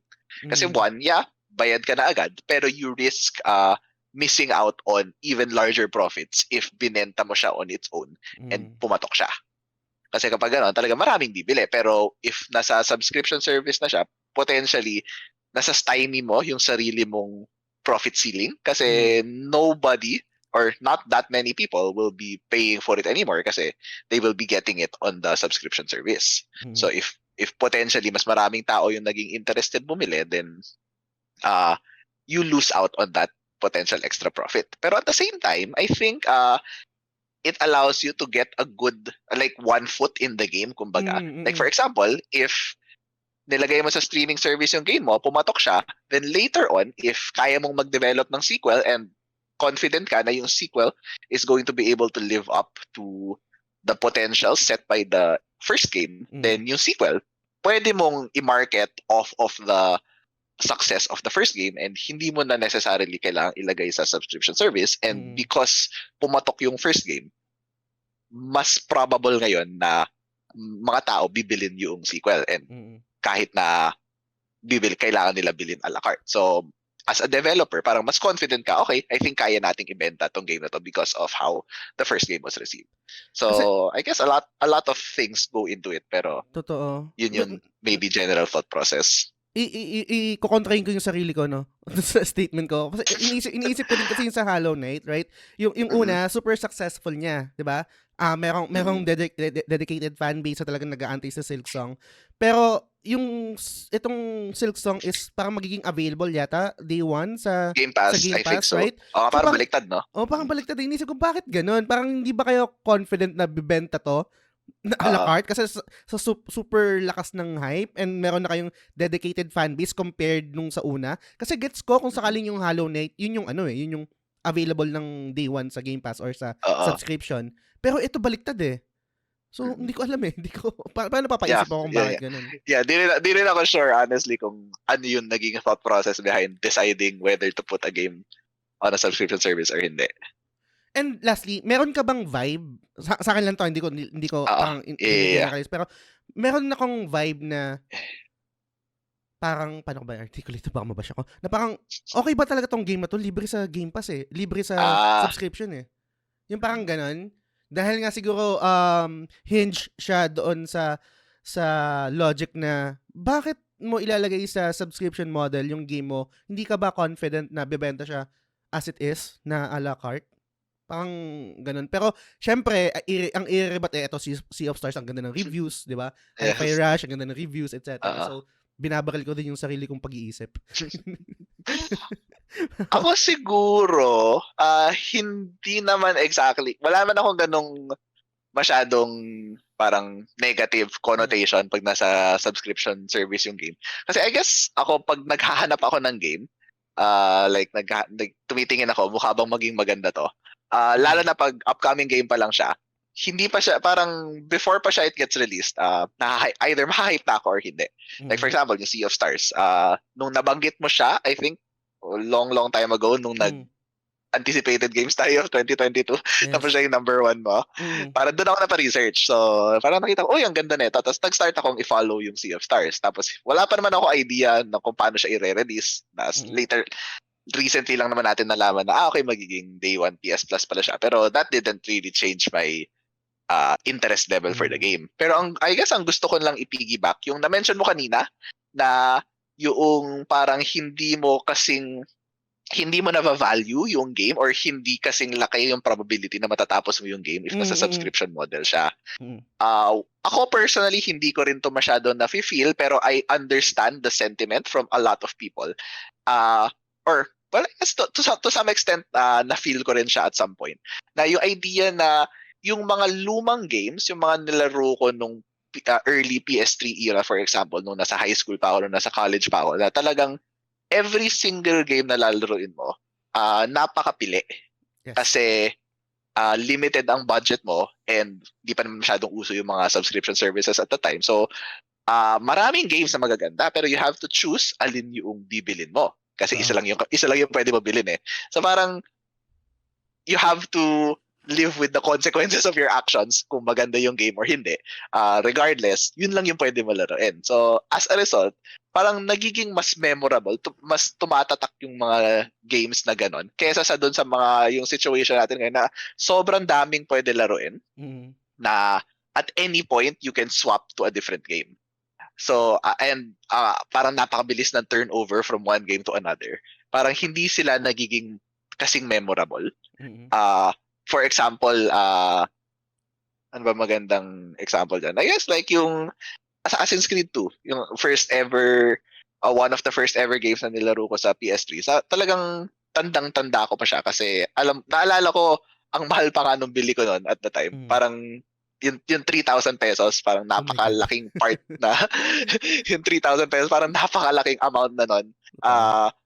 Kasi wala ka naman masyadong pera. So, parang kailangan masulit mo yung experience. Whereas ngayon, napakabilis nga ng turnover ng games. And pag tinry mong alalahanin, for example, pag tinry kong alalahanin yung different parts nung, I guess, just random pick, yung Guardians of the Galaxy, yung recent Guardians na lumabas, definitely very, very, very, very good game siya. Pero hindi ko memorize lahat ng levels nung Guardians na game. Pero yung Assassin's Creed 2, tanda ko pa rin halos yung sequence going from Florence, tapos na-exile yung pamilya, pumunta sila Monterisioni, bumalik na Florence, napunta sa Venice, etc. etc. Parang very, very memorable pa rin yun for me. So, in a way, na-feel ko rin yung sentiment na yun, na because sobrang accessible ng games, hindi siya tumatatak. Pero at the same time, that just goes to show na pag despite that, tumatak pa rin yung game, parang that just makes it all the more impressive. Totoo. Na talagang, ay, ang galing talaga na itong game na to, na despite the sea of so many different games na pwede mong pagpilian, nag-stand out siya kahit na hindi mo ina-expect na magsa-stand out siya. So I think parang dagdag lang yon sa level of quality ng game if na-accomplish niya yan for you as a player. Totoo. Tsaka meron din ako napakinggan na podcast or content creator na meron silang data na nakikita yung completion rate sa mga subscription, which is totally surprising kasi mas mababa yung completion rate sa mga subscription, yung mga games na available sa subscription. And then mag-add lang din ako sa nabanggit mo yung let's say naging talking point ko to before, yung pag bumibili tayo ng games dati compared ngayon, kasi let's say ngayon sorry, sana hindi tulog sa yung title. Kasi ngayon may capacity na to buy games. Parang andali na lang niyang let go. Kasi yun nga, parang ibebenta mo kasi mas valuable na yung oras na ina-spend ko sa game kaysa doon sa pinambili ko ng game, right? Kaysa pilitin ko yung sarili ko na laruin to, hindi naman ako nag-enjoy eh. Pero kasi before, iniisip ko, kaya wala pa akong mabibigay na example na parang concrete, definite example na parang nilaro ko sa yung game, tapos parang ginaslight ko na lang yung sarili ko na hindi, kailangan kong enjoyin to kasi sayang yung pera ko eh. Hindi ko naman pwedeng basta-basta ibenta to kasi pinaghirapan ko to. Kailangan enjoyin ko tong game dati. Ngayon kasi ang dali ng let go eh. Pero sa kabilang banda, yung mga subscription rin kasi, gets ko yung value nito and talagang kasi meron akong dating Game Pass, so na-experience siya before I think 1 month. And totoo talaga, ang daming selection, right? Same din naman sa mga ganun talaga yung yung bentahe niya eh. And wala rin ako natapos. Inumpisahan ko yung Ori, inumpisahan ko yung Dead Space. And siguro papasok din dito yung factor na bias rin kasi ako sa platform na parang, okay, laruin ko na lang yung Dead Space dito sa PS para at least meron akong window kung try kong i-platinum siya or hindi. Parang ganyan. Tapos sa Ori naman, parang binili ko siya sa Switch rin, etc. Pero I think depende talaga sa tao kung anong klaseng gamer ka, kung ano mag-work sa yung subscription. Lalo na, let's say, hindi ikaw yung, parang, kunwari si DJ, isa rin mga tropa, parang quote-unquote #patient gamer, hindi siya parang bumibili ng yung mga bagong games, parang ganyan. Yeah. And ako kasi, syempre, as a content creator, kailangan up-to-date ka, kailangan updated ka sa mga Yes, of bagong games course. para Oo. makapag-comment ka, etc. And to be honest, syempre, maging honest na rin ako, meron din fear of missing out. You want, Mm. ako personally, gusto kong maging part ng conversation eh. And para Mm, maging part ako ng definitely. conversation na yun, hindi naman pwedeng Kailangan manood, nalaro mo yung oh game. yes, hindi pwedeng nanood lang ako sa YouTube tapos magpo-formulate na ako ng opinion ko doon, di ba? Parang alts, Oo. ganun. Pero, Mm. yun, Mark, ano tayo? Magbibigay ako dito ng isang game na I'm not sure kung familiar ka. Gusto ko Sige, lang siyang sige. i-highlight. Alright. Pinoy dev to. Ang game na dinedevelop na nga ngayon, hindi pa siya release, hindi pa siya tapos, which is yung name ng game is Fallen Tier: The Ascension. 2D open world dark fantasy Metroidvania yung genre niya. Ooh. Tapos, ang developer is Winter Crew, publisher is CMD Studios. Tapos, ito yung description lang just in case di kayo familiar no, dun sa team. Founded in 2020 by Philippine-based parent company CMD Studios to focus solely on developing original video games of the highest quality. Winter Crew are a small team of passionate developers working on their debut title, Fallen Tier: The Ascension. While this is Winter Crew's first original video game, their team has a long history of developing games for international clients, ranging from AAA gaming studios to first-in-class animation studios. As storytellers and players who love the video game medium and its community, they hope to engage, inspire, and create memories for players that will last a lifetime. So guys, kung di pa kayo familiar dito sa game na to, pwede yung meron silang Facebook page or any social media, try nyo i-search lang Fallen Tier. Kung lalo na kung Definitely. mahilig kayo sa Metroidvania. Yun. And Mark, Very much so. any any parang game pa na hindi natin nabanggit na gusto mong i-highlight na you think you can parang confidently recommend na pwedeng i-try, let's say nung mga tao na gawin natin ganito, no? Yung mga tao na more on AAA games yung nilalaro nila. Ano yung sa tingin mong parang pwedeng mag-work sa kanila or parang gateway game nila Sige. sa mundo ng indie games? Sige, I can give a few examples. Ito, tinitignan ko yung yung mga tabs na nakabukas ko dun sa mga nalaro kong games. Siguro, I'll quickly go over a few. So like, Okay. una, pwede ko i-recommend yung Transistor. This is Okay. also another one of the earlier indie games na nalaro ko and sobrang nag-enjoy ako sa kanya. Napaka-interesting noong combat style niya. In a way, similar siya to the combat style of FF7 Remake, I guess. Ooh, okay. Na mix siya ng real-time and turn-based. Okay. So the way it works is isometric yung perspective niya, similar to Hades, nung mga combat arenas. Tapos yun, may mga kalaban, nandun ka, pwede ka mag-wander around in real time. Pero at the same time, parang meron kang ATB bar, if I remember correctly. Meron kang ATB bar din na nagbi-build up. Na depende kung gaano karaming meter na yung na save mo, pwede mong i-freeze yung time. Tapos pag freeze mo yung time, meron kang iba-ibang abilities na pwedeng i-NQ. So bale, mag-queue up ka ng like maybe 3 or 4 abilities. Tapos meron kang preview of how each ability will execute. Like for example, merong one of the first abilities I think that you get is like a dashing sword slash.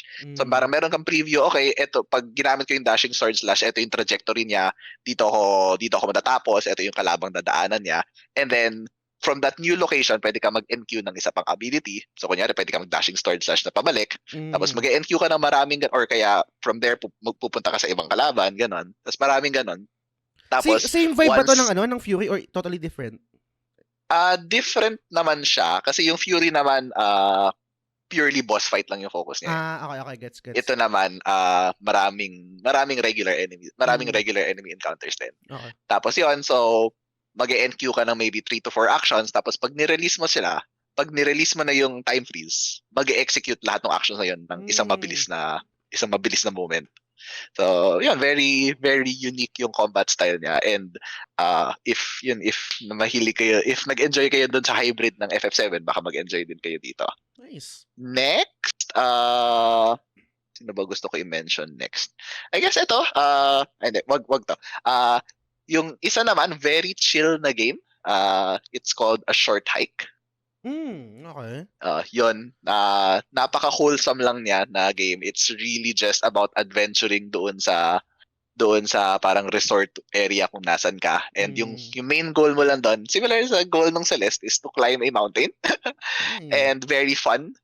Yung different types of adventures that you can get into the island, within the island. Ang saya lang mag-explore. It's such a, as the name suggests, it's a short game, pero in the like 3 to 5 hours that you'll spend in it, very enjoyable siya. In that same vein, another one na gusto ko i-recommend is Chicory. Very similar din yung vibe. And lastly na lang siguro dalawa na lang, sorry. Ang dami Sige ko lang, gusto go i-mention lang. Next, Sayonara Wild Hearts. Parang nakinig ko to, pero hindi ko pa yung, nalalaro. yung Sayonara Wild Hearts, sobrang unique din niya. Yung concept naman ni Sayonara Wild Hearts, ano ba tawag dito? Pero yung phrase na ginamit ng developers to describe the game is a pop album turned into a video game. So yung idea niya is, I think it has like 20 levels yung buong game, and then each level corresponds to like a track on an album. Like in a traditional CD. So each level is a track, and then yung mga kanta, yung gameplay niya hindi siya super complicated. Yung vibe niya, I guess, parang similar to Temple Run. Auto runner siya, pero yung visual appeal ng kada level and yung mga kinakalaban mong mga entities in each level, napaka-unique, napaka-enjoyable. And ang ganda din ng music. Very techno, I guess. Yung vibe ng mga kanta nung Sayonara Wild Hearts, pinaka-similar na i-describe ko. Para siyang churches, if familiar kayo sa vibe ng churches. Ganun yung parang electropop. Or yung theme song nung Cyberpunk Edge Runners, yung I Really Wanna Stay at Your House. Ganun yung vibe ng mga kanta nung Sayonara Wild Hearts. And once again, sobrang unique. And ang ganda din ng art style niya. So, another recommendation. And one last na ito very, very, hindi ko na maalala kung paano ko nahanap ng game na to. Pero nakakatuwa rin yung concept niya. Pangalan niya Serial Cleaner. Hindi siya serial killer. Serial cleaner. yung idea ng game, art style-wise, para siyang Hotline Miami siguro. Konti. Okay. Tapos yung concept niya, yung each level is a crime scene.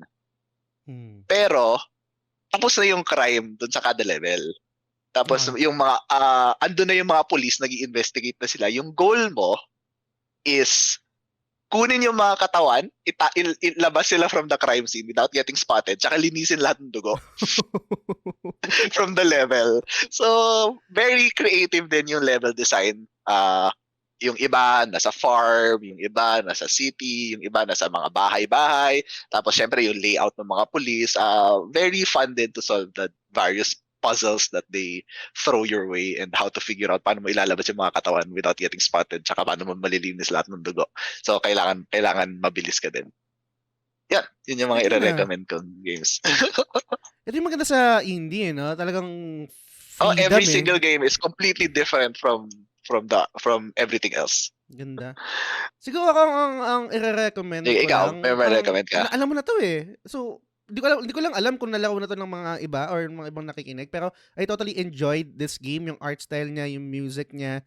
Yung gameplay, medyo nabibigatan ako sa kanya. Siguro kasi na-compare ko sa Hollow Knight na super snappy ng galaw. Pero ang ganda rin ng vibe niya, atmosphere. Tsaka yung meron din parang twist sa dulo, hindi ko na i-spoil, no? Pero Ender Lilies. Yan, super na-enjoy ko yan. Tapos, super ganda nga. Yes, tapos yung isa pa, hindi siya masyadong sumikat, pero ito yung first game na nakakuha ko ng review copy. Which is yung Trigger Witch. Yung Trigger Witch naman is twin stick shooter. Ang concept lang naman nito is, 'di ba, witch siya pero ang gamit niya mga baril. And same siya ng developer, kung familiar kayo sa, ang developer nito is Rainbite. Developer ng Reverie, kung familiar kayo doon, parang Zelda, yung old style na Zelda yung style niya. So, syempre Blasphemous. I think meron ng Blasphemous 2. Yes. Yeah, I think kaka-release lang yata ng Blasphemous 2. Yeah, super ganda din ng Blasphemous. So, yun Metroidvania din. Yes, puro Metroidvania yung Pero, yun. Mark, siguro ito, last question ko sa'yo bago ko na ng last thoughts about sa topic natin. No? Matagal na tong na-discuss or parang talking point, pero gets ko rin naman kung bakit ang naging trajectory ng Final Fantasy is ganito, right? Yung realistic, action-based, Alright. etc. Yeah. Do you think darating yung panahon na iisipin ng Square, sige nga, try nga natin bumalik sa dati. Mag-turn-based, tapos retro-inspired, or let's say pixel. Let's say kung ano yung ginawa nila dun sa Dragon Quest na pwede kang mag-switch na pixel, tapos yun dun sa bagong graphics. Do you think merong chance na yung Final Fantasy is gagawa ng ganong klaseng game just for the sake na i-appease tong mga fans na old school na mga boomers? Hindi, the best pa rin yung dati. I would say hindi siya impossible. Okay. Although at the moment, very clear yung direction na gusto nila i-take with the mainline series. Parang, kasi I think yung evolution ng gameplay style ng FF has been something na ang tagal ng tinatry nilang i-shift towards, and naka sobrang daming iterations na yung combat style to get to where it is today in FF16. And I think I would say it started as early as FF12 eh. Kasi FF12 was the first one na nag-break out of the mold ng completely turn-based talaga. And siya yung nag-start talaga mag-incorporate ng parang MMO style siya eh, single player MMO style combat. Well, I guess if you want to talk MMO, you could say FF11, pero in terms of the non-online purely single player FFs, I think sa 12 siya nagsimula. Pero ang galing ng gambit system nun parang feeling ko programmer ako nun eh. Yes. Hindi ko siya na-gets ng bata ako kaya hindi ako nakalayo sa FF12 the first time ko siya nilaro eh. Tapos nung binalikan ko siya ng PS4 version, okay, puro if statement lang pala to. Okay, I understand this now. Ang sarap kapag nag-work yung lahat, hindi namamatay yung character ko. Automatic na lahat ng nangyayari. Ang galing nga. Pero yeah, I think doon siya nagsimula. Tapos ni-refine siya ng ni-refine. So from FF12, we got what we had sa FF15 na mas talagang real time, and then mas lalo na refine sa FF7 up until ngayon ito sa FF16 na nakuha natin. And while yes, fun nga yung sa FF16, isa dun sa main criticisms ko siguro nung combat style is that napaka one size fits all nung combat. Meaning na the moment nakahanap ako ng strategy na gumagana for a certain boss, yun na yung strategy na ginagamit ko sa literally lahat ng bosses, which is parang stagger meters, ang Tetsuken, Mega Flare, Giga Flare. Parang ganun lang lagi yung nangyayari sa lahat ng boss fights na kinakalaban ko. Yeah, masaya mag-experiment, pero parang napaka-effective nun na you don't really wanna do anything else anymore. So, nawala yung parang build variety and player expression na meron sa mga turn-based games. Pero at the same time, kaya ko hindi sinasabing impossible siya kasi one, they've done it in the past, although hindi sa gameplay side, pero they've done a throwback FF now, which is of course the FF9. So FF 6, 7, and 8 started to move away from the traditional parang Dungeons and Dragons high fantasy type of setting, and nag-transition sila into more of a steampunk feel, pero sa FF9 nag-throwback sila, so it is possible na maybe at some point mag-throwback din sila in terms of gameplay. And other studios or other series have also transitioned into turn-based successfully. Like off the top of my head, yung pinaka naisip ko talaga is Yakuza. Somehow na pull off nilang maging third-based sa Yakuza 7. And sobrang ganda pa rin ng Yakuza 7 despite that. Pero in the case of FF, of course, hindi siya transition eh. Parang throwback nga eh. So, pero baka depende din sa kung sino yung mag-head ng project. So, I would say possible siya, pero hindi ko alam if mangyayari siya in the near future. Would be nice to see though. Ang naisip ko naman, parang, I'm not sure kung ito yung tamang term, yung parang, correct nyo lang, legacy project, na parang just for the sake na, kailangan natin gawin ito for the fans. Parang not necessarily na, possible siguro, okay lang sa akin kung hindi mainline title. Yes. Or parang, same. diba? Parang, ang tawag dito, parang kunwari Chocobo Dungeon. Yung mga ganong, parang FF pa rin siya, pero hindi mainline. Kunwari yung Stranger of Paradise, parang Paradise, pero turn-based siya. Ano lang, kasi nag-enjoy naman din talaga ako sa gameplay ng FF16. Talagang walang, I mean, nakanganga ako minsan sa daming scene na abang nangyayari siya, di ba? Pero sa kabilang banda, Kasi yung transition ko ng game from FF16 to Octopath Traveler na Octopath talagang 2, oo. JRPG na character customization, trial and error sa build, sa item, tapos bawat turn mo may bilang kasi pag nagkamali ka, mamamatay ka, yung mga ganyan. Hindi pwedeng parang pipindot ka lang na okay, attack. Hindi siya Yes. ganun.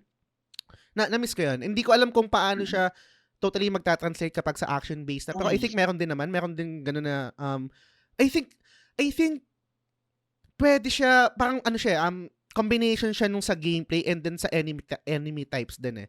Yeah. Para kailangan mong i-customize yung build mo or yung skills mo, etc. Magmamatter yun doon sa mga item sa mga Yun nga, monsters sa kalaban. sa kalaban. Oo. Kung ano yung weak dito. Kasi parang wala nang Yun nga. elemental weakness, right? Exactly, wala nga element. Kaya nga parang naging napaka one size fits all ng combat. Yung isang strategy gumagana sa 99% ng mga kalaban. Totoo. So, yan. Tingnan natin kung nakikinig man kayo, Square Enix. Yeah.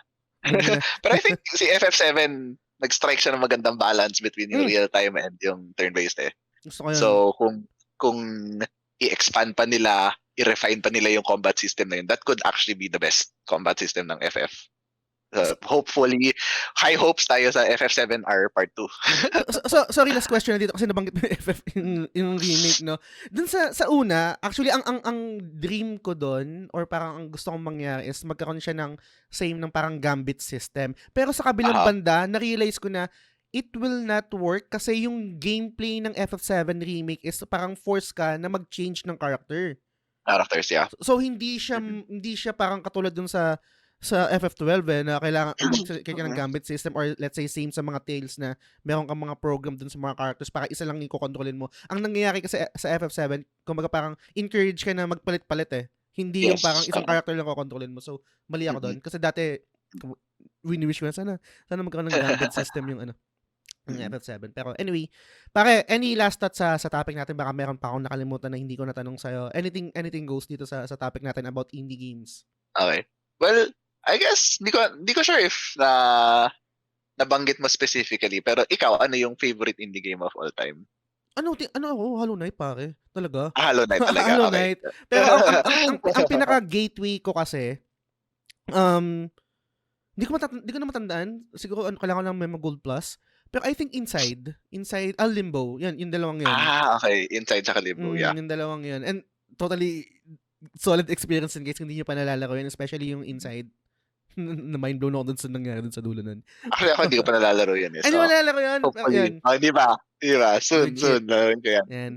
Pero Hollow Knight pa rin ako, only because, syempre, fan ako ng Metroidvania. Hindi rin kasi ako nagkaroon ng ganun kalaking expectations sa kanya. Alam ko lang maganda, try mong laruin yan. And, na-immerse ako dun sa mundo niya. And gusto ko yung classic, sa mga Metroidvania, yun yung lagi kong, I think, gina-judge kung mabigat yung character, snappy ba siya. And yung feeling ng impact kapag ina-atake mo yung kalaban, super important sa akin yun eh. Gets naman dun sa ibang, kunwari, yung let's say, isa Blasphemous, right? Pag kinumpare mo yung game feel ng Blasphemous sa Hollow Knight, totally different. Dun sa Blasphemous, parang medyo mabigat eh, right? Sobrang bigat. Sobrang bigat ng Blasphemous compared sa Hollow Knight eh. Tapos yung impact ng espada parang, siguro dahil ganun yung design nila, totally different naman din. Pero mas nag-work sa akin yung katulad dun sa Hollow Knight. May parang pwede ka pa mag-pogo-pogo. And yun. Kaya Silk Song, sana, sige, take your time. Okay lang naman, willing to wait naman. Malaki pa ng mga games na nilalaro. True. Yun, Hollow Knight ako pare. Okay. Yun. Guys, kung meron kayong comment, suggestion, feedback, and kung na-enjoy nyo yung episode, feel free to message us. Pwede rin kayo mag-comment sa Spotify kasi sa Spotify mayroong option doon na magka-comment kayo sa mismong episode and ipapublish ko yun. And kung gusto nyo mag-reach out mismo kay Mark, pwede naman, meron din siyang page. Ilalagay ko na yung link sa description nito. And maraming salamat sa time mo. Naman. No problem. Always a good time. Babanggitin na nag-i-enjoy yung mga tao sa'yo dahil how you describe the game. Talagang Thank you. Nag-i-enjoy sila. So, yun pare, sana pwede ka pa ulit next time? Goods? Oo naman, definitely. Thank you. And looking forward. Last na talaga, bago makalimutan. Guys, spoiler na to sa Final Fantasy 16 kung di nyo pa natatapos. skip nyo na. Tapos ito. Pero gusto ko lang malaman yung thoughts ni Mark dito. Para sa iba, sino ba yung Kung buhay? Sino ba yung buhay? Si Clive ba o si Joshua? nung una, ah, akala ko patay na si Clive. Pero from what some other people have told me, parang may weight yung theory na potentially buhay pa siya.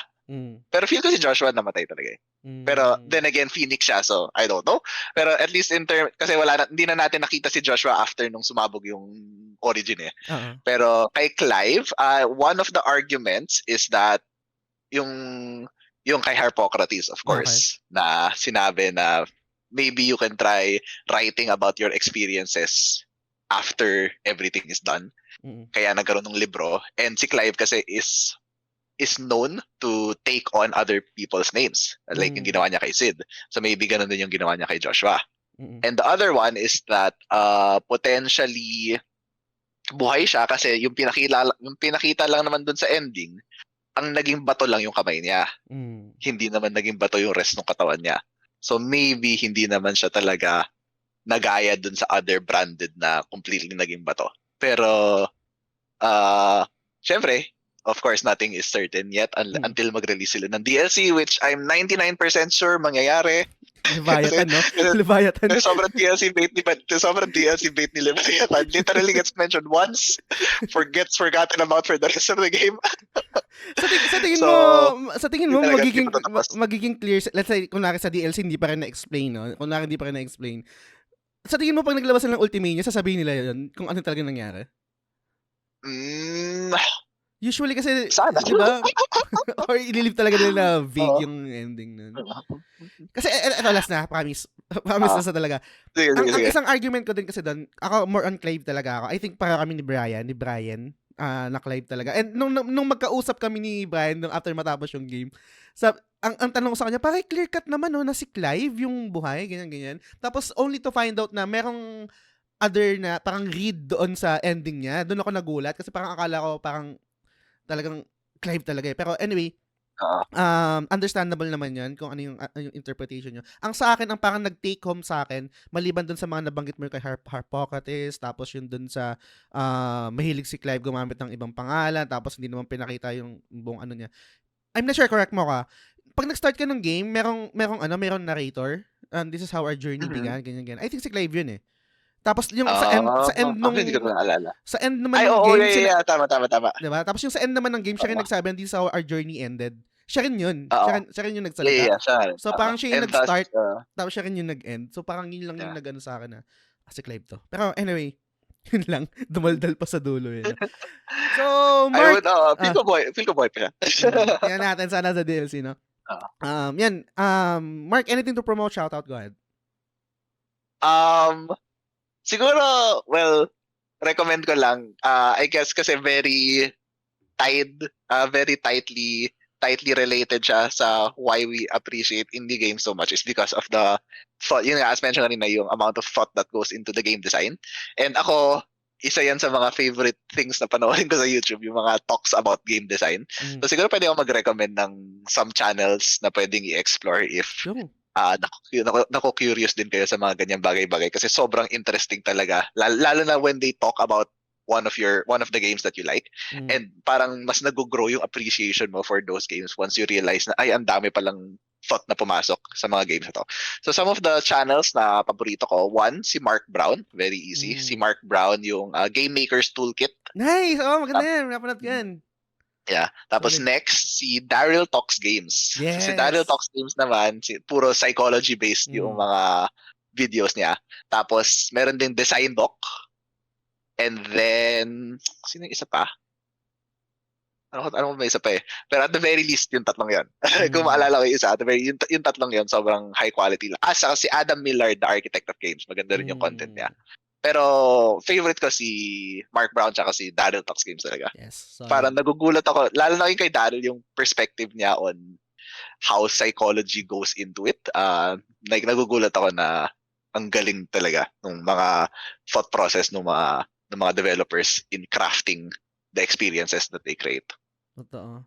I think yung isang favorite ko doon kay Daryl Talks Games, yung alam ko naging topic na rin namin yun eh, yung kung bakit Sorry parang kung bakit nakaka-addict mamatay sa game, parang gano'n? Oo, Oh. oo. Ayan, parang isa rin yan sa mga favorite topics nila yung mga failure. And Oo. sobrang na-appreciate ko lagi yung mga ganong klaseng videos. Kasi sobrang nagre-resonate din sila with me as a person kasi talagang Totoo. sobrang agree ako sa lahat ng mga pinagsasabi nila.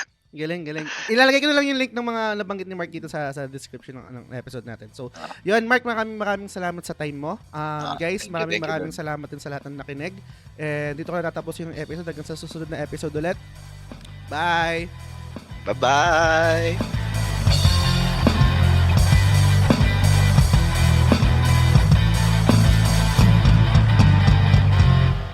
The Game Silog Show is fan-supported at facebook.com/The Game Silog Show. The following names are our current supporters and I'm eternally grateful for your kindness, support, and generosity. Sands, Mark Andrew Yap or Maku, Frederick Telen Soriano ng Late na Gamer, Mar Valencia, Daddy Player 1, Francis Lance Galapon, Yvette Solivilla ng Ara Ara The Weeb Podcast, Arnel Pableo, Paula David, Vitoy Bautista, Mark Paha, Tess Macalanda, Benson Santa Ana, Jeff Bahilot, Mary Fontamillas, Teacher Mike Lau Bacareza, Mark Christian De La Cruz, Mark Divina Gracia, RD Casimiro, Ruben Domingo, Ray Anthony Rivera, Bernard James Cruz, TJ Balyares ng Backlog na naman Budolcast, Macy Tang Balyares ng Casual Gamer vs. The World, Luigi Tumulak, Mike Rubio ng X-Core Gamer, Bay Ian, Zel Pineda, Shane Rivera, Gab Espiritu, Patrick Ryan Silvosa, Albert Gonzalez, Alfred Bacani, Derek Joshua Owami Marquez, Brian Mikua ng Tolits, Nico, Drew Rivera, Kuya Balls, and Delia Bourbon. Maraming salamat sa inyo guys.